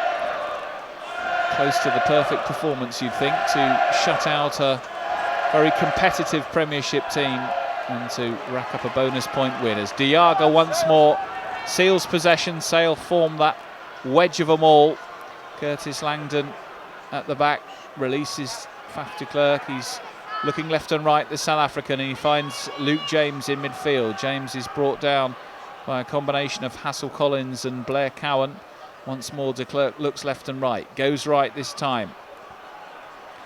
And Matt Postlethwaite picks up. De Klerk again, driven in by Ross Harrison. Sale looking to recycle quickly and open up the phases. Dan Dupree wriggles through the first tackler up to the 22. De Klerk, 21 on his back, finds Luke James. Hammersley outside him, and the younger James brother manages to at least get to the floor and get de Klerk moving again. Irish will just want the final whistle to blow. They've got 2 minutes to go, and they've been thoroughly outplayed here in Manchester. As Sale look for the icing on the cake, McGuigan tries to go through. Sam Jones does really well to hang on to that. Tom Curtis with a little stab tries to give McGuigan something to chase, and Irish having to go back deep in defence once more and try and get out from what the players know as coffin corner, the far left corner of their defensive effort. Phipps pops it short to Blair Cowan.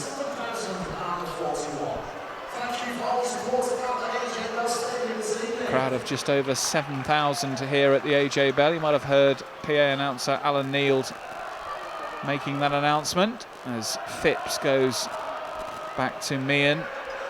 Meehan stepping in at fly half after Stephen Myler was substituted. And as the clock runs down, Ollie, this has been one thoroughly professional Sale Sharks performance. Yes, it absolutely has, Chris. It's almost been perfect, really, you know, getting those 5 tries. Perhaps there could have been a bit more clinical nature to the Sale performance, but other than that, there can be no real complaints. The defensive effort has been brilliant. Keeping a side of London Irish's quality to 0 points really is a great effort, and attention can now turn to that big final next week here, Sunday the 15th of March, Sale against Harlequins. I believe we might be seeing some of England's internationals after their match against Italy has been abandoned, so a big day here next Sunday at the AJ Bell. Final play of the night, 9 seconds left on the clock. Langdon throws to the front, gathered well by Jean-Luc Dupree. Sale move it through de Klerk, who dummies and then kicks crossfield, looking for Byron McGuigan and finding Byron McGuigan. McGuigan for the corner, the perfect finish in every sense. Byron McGuigan off the bench tonight has looked lively from the moment he entered the fray, and he has taken Sale into the 40s potentially. If Rob Dupree can add the extras, 39 points to 0. That is what Faf de Klerk can do. Left-footed cross kick, picking out McGuigan, and McGuigan had the power and the pace to get himself past Tom Parton's tackle. McGuigan on target from close range. Sale 39, London Irish 0, and Tom Curtis has the chance to finish it from the touchline. Ollie. It was almost nonchalant from Faf de Klerk, that kick. It was such ease. He just pinned it off his left boot, and it was on a plate for Byron McGuigan, who took a really good catch, and he still had a bit to do to finish it. And what a try and what a treat for the crowd here at the AJ Bell tonight. They've been treated to some lovely rugby, and it's rounded off there from a moment of brilliance from Faf de Klerk. Here comes Curtis. Curtis for the 41-point win. He can't quite deliver it. Frustration for Tom Curtis, but it should be moderated in the overall scheme of things, because it matters very, very little. Sale have been utterly dominant as referee Anthony Woodthorpe blows the final whistle. They have beaten London Irish by 39 points to 0.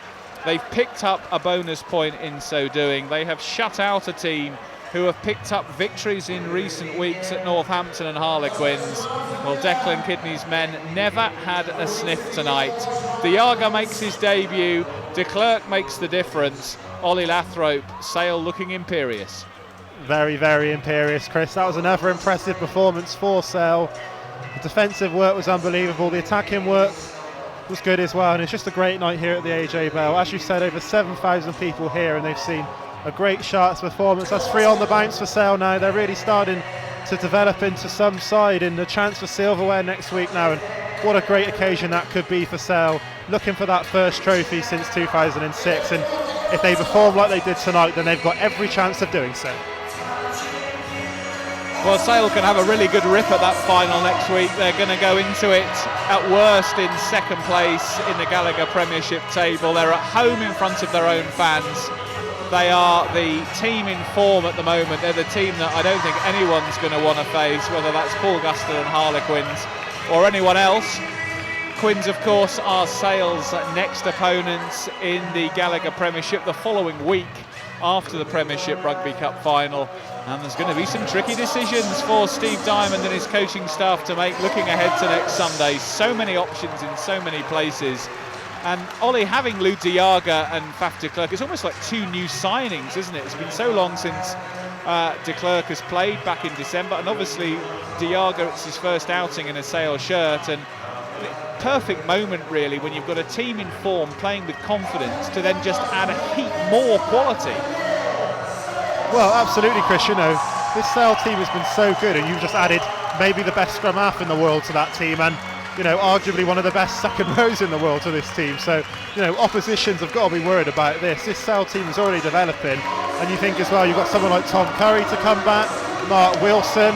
There's so much for Steve Diamond to choose from. There's so much positivity around at the moment, and you know, there's just anything can happen this season, Chris. You know, we've seen it already. Sale have improved as the season went on.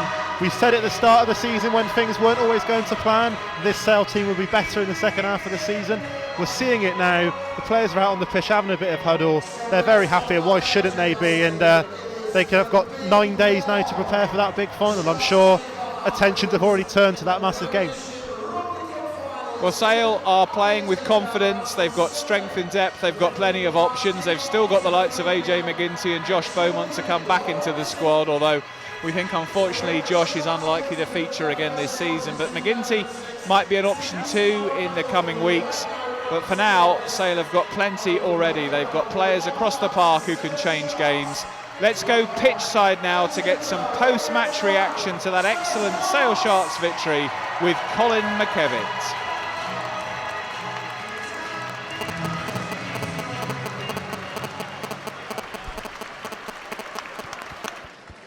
Well done, buddy.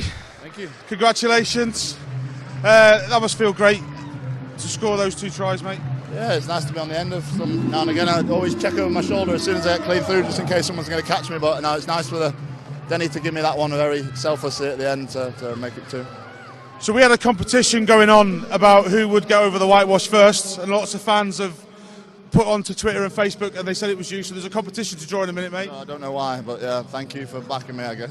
Everyone's backing you, mate. You back yourself all the time as well. It must feel great. The fans are here to support you. It must be a great feeling. We're near the top there now. I think probably top or joint top. It must be a great place to be. Yeah, of course. I mean, you hear them throughout the game, especially when our World Cup winners come on. It's nice to get that little boost towards the end of the game, but no, they're massive for us down here, and it's nice that we can kind of put on a show now and start beating teams comfortably.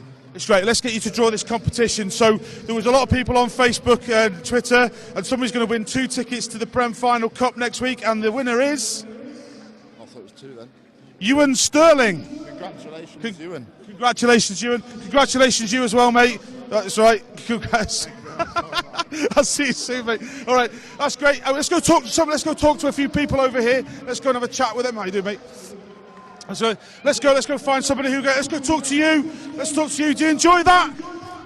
Yes, thanks. Do you enjoy that? It's good. Very good. Who's your favourite player? Sam James, definitely. Sam James, just because he stood there, is it? There's good. Who have we got down? How you doing? Who's your favourite player? Sam. Big Sam, yeah. You happy with Sam? Great. Who are you waiting to see? Faf de Klerk. Waiting to see Faf come down as well. Great stuff. Did you enjoy that, madam? Absolutely fabulous. Yeah, great. Top of the table is a good place to be, isn't it? Woo! Woo. That's a woo. Where are you from? Where have you come from? Cumbria, South Cumbria. You've driven all the way down from Cumbria? Yep. That's a good trek. Thank you for being such a great great Cumbrian supporter. Let's give him a round of applause. Cumbria Stockport, I think he might have said there. Do you know what I mean? Good on you, mate. Let's squeeze round. Have a look, chat to a few. How you doing? You all right? Did you enjoy that? Yeah. You enjoy it? Where are you from? Whereabouts are you from? Yeah, great stuff. Good. Thank you. Great. That's good. Man of a few words. How are we doing? Did you enjoy that? Oh, very much. Top of the league! That sounds like great to me. Well done. Top of the league, exactly. Let's have a chat. Ah, Manchester. How are we doing, Manchester? Good. You enjoy that? Yeah. Check out that shark there. Awesome. You enjoy that? Brilliant game. Fantastic. Why should fans keep coming down? What's so great about the rugby here at Sale? Come down, support. The lads win. That's exactly. I'm not going to say it more than that. Thank you very much. Gents, how are we doing? You okay? Did you enjoy that? Very good, yeah, thanks, yeah. Good, good. What was your favourite point of the game? Top of the league, that's all I'm saying. How good is it seeing Lude and Faf back on the pitch there? Brilliant seeing Faf back. I bet seeing Lude as well. There was probably another 20-odd tries out there we could have scored tonight, surely. I think tonight, Sam got 2, but he should have got a 3rd. That should have been Sam hat-trick tonight. Well, maybe next week, hey? Who knows? Great stuff. Thank you very much. That's us. We're done.